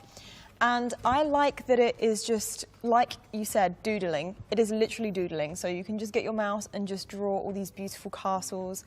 And the way that the game operates is just really cool in terms of its mechanics because, say, you make a castle and then you put a path right up to it, you put the path up to it and it will create multiple doors and like, just, it's really cool. I actually tried to, once I played out the demo a little bit, I decided to experiment. There's these little sheep that wander around the game. They are so cute. Little cloud-like, little fluffy You things. can pet them. And I was like, when you make a path, it creates a door, obviously, and the sheep can like wander in and out of the different buildings or like through different areas of the map. And I was like, what would happen if I theoretically trapped one of the sheep inside of the castle? So like took away all of the doors. Of course you did. Of course you did. That is Sim's brain. But instead of it just getting stuck like I thought it would, the sheep rises up with a little umbrella and then just like swoops the rest of the map like Mary Poppins. You were like, put a roof on, put a roof on. Incredible. But yeah, obviously the demo didn't have as much as the final game will have.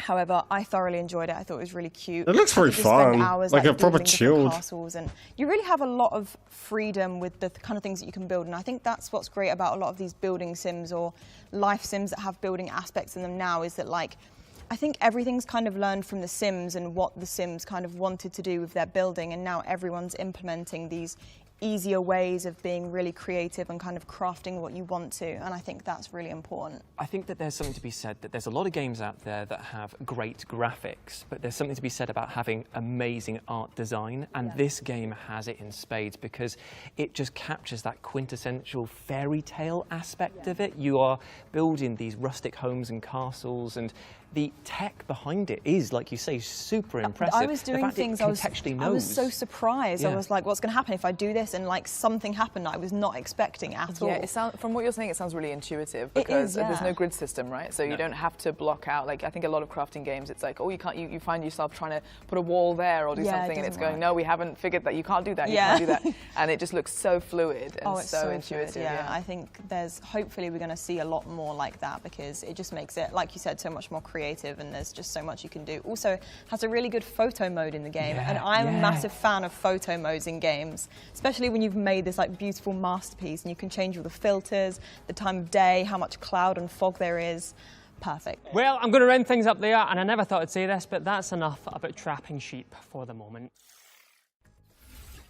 Right, well, as much as I've enjoyed hearing about all their adorable dioramas, we've got a show to wrap up. Tiny Glade is coming to PC later this year, so keep your eyes peeled for it. Indeed, indeed. But before we say our formal goodbyes, we've got one more treat for you, because while we were filming this year's Gamescom showcase, we had Ned and Alex interview each other about their careers, including their first and most famous roles. And of course, we also asked them who'd be better in a real-life heist. How could we not? Here's a quick teaser. Who?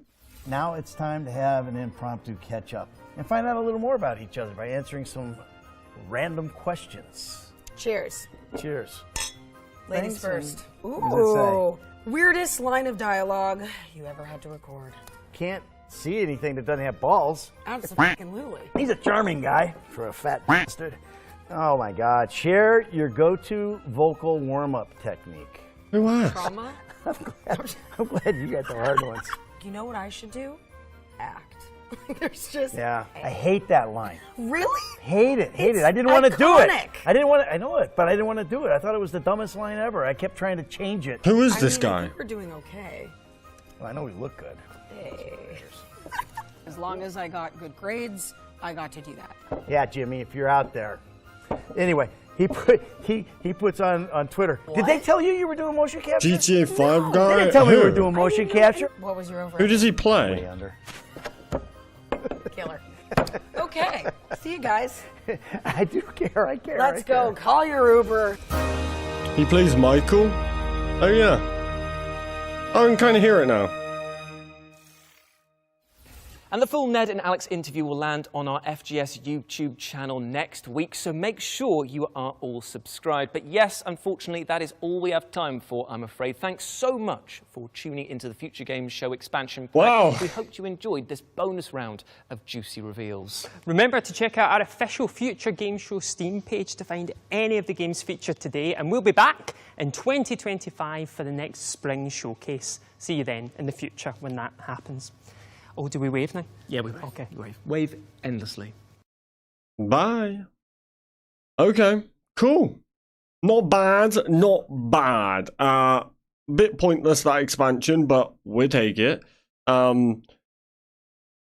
Someone in their chat just put F off, knock off Harry Potter. Damn, what did he do? Okay.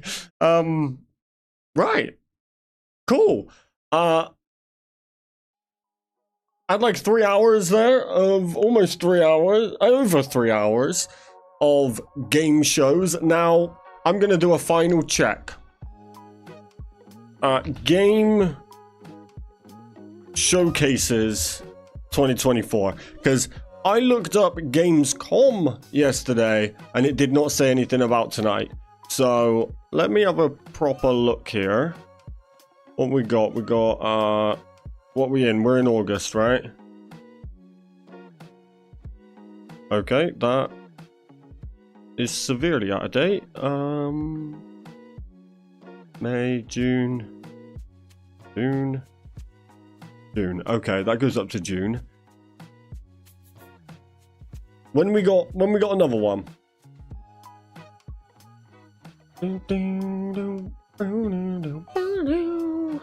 Okay, May, June. Can I get an August? Oh, August. Here we go. What are we on? 21st. So Gamescom, Future Games Show, Panic Games. The hell is Panic Games?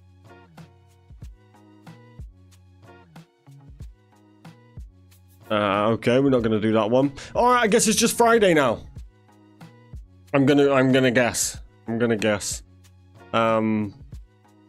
So yeah, Friday is the Game Awards. The Gamescom Game Awards. Power World is up for nomination for most entertaining, I think. What was Gamescom Awards? Let me take a look. So Power World is up for, yeah, most entertaining.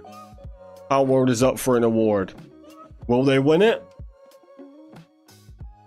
I mean, I think Monster Hunter is probably gonna win it.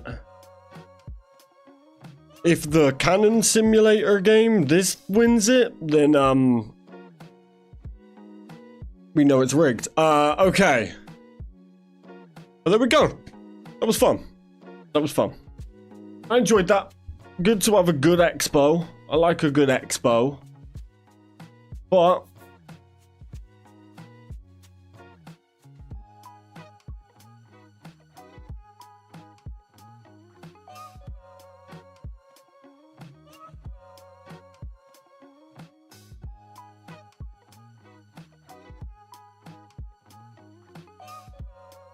what? We have had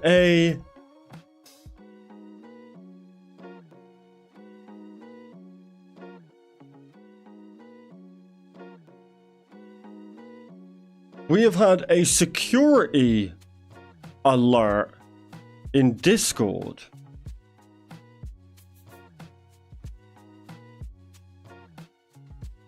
For unusual DM activity detected in Caztecx. What? Review the alert. Activity began on the 21st of August at 11 PM, so it's just done it. Discord is serving capture to all joiners and blocks suspicious joins and DMs. Enable security actions and review members if needed. Security actions.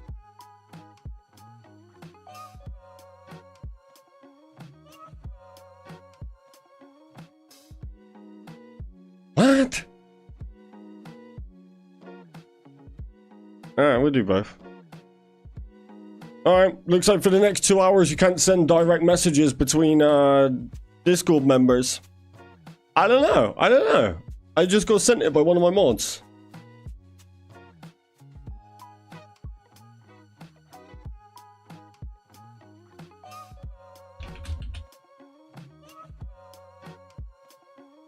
Never seen that before.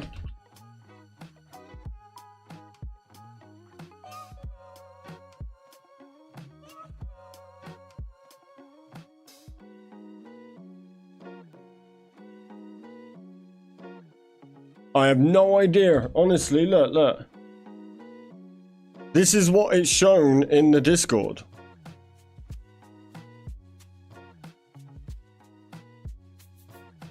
Yeah.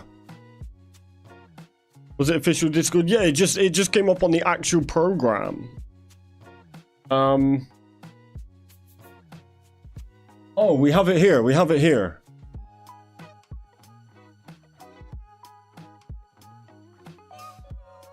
Sent excessive DMs to non-friend server members in the last 24 hours. Weird. Someone got hacked. Did anyone join? No, I think the problem is what happens is if you are a if you're already in the server and you click one of those, oh, I don't know, it would just be someone in the server who's clicked a link that basically says they're going to get free Discord Nitro, or they click it to get free Netflix for a month or something like that. They click it, it takes over their account, it DMs everybody in every server that they're in. It's happened a bunch of times. This seems to be a new security feature, though, to protect it, which I'm all for. It never used to do it. We've had it happen a lot.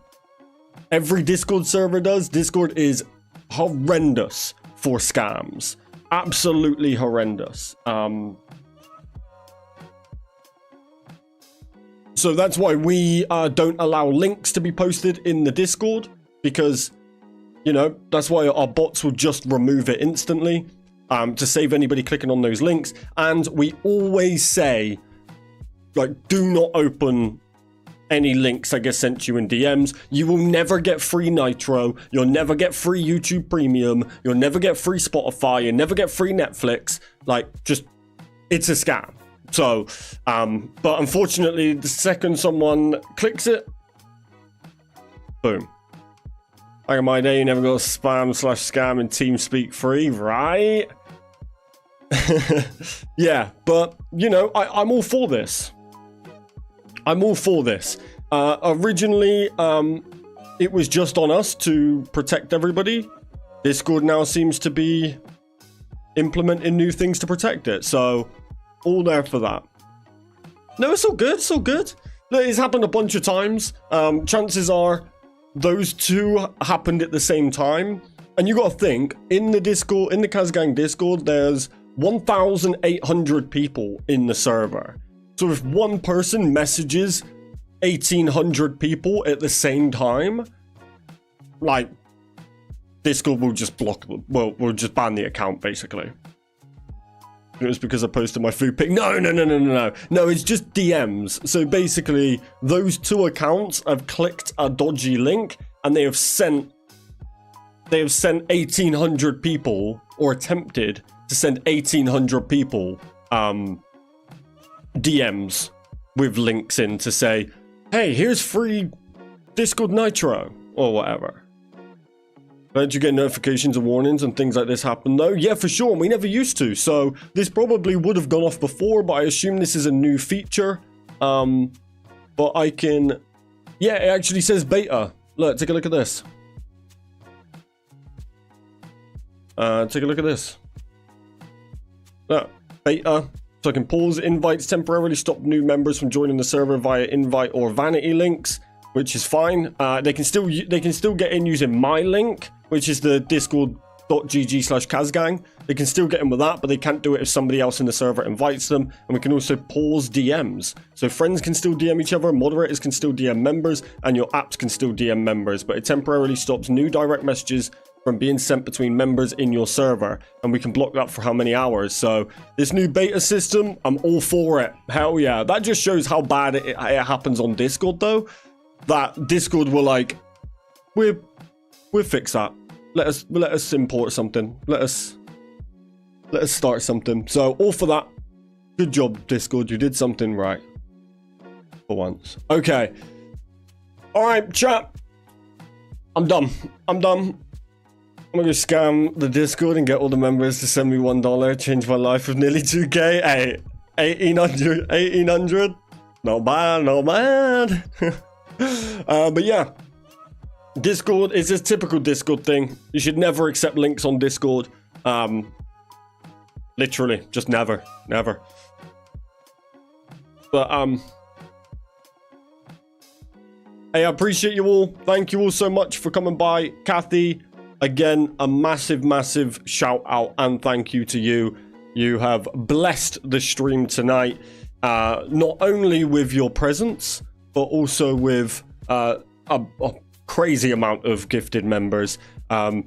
Gang, thank you all so much for coming by. I really appreciate you. I love doing streams like this where sometimes games aren't even needed. We can just hang out, watch some stuff, and have some fun.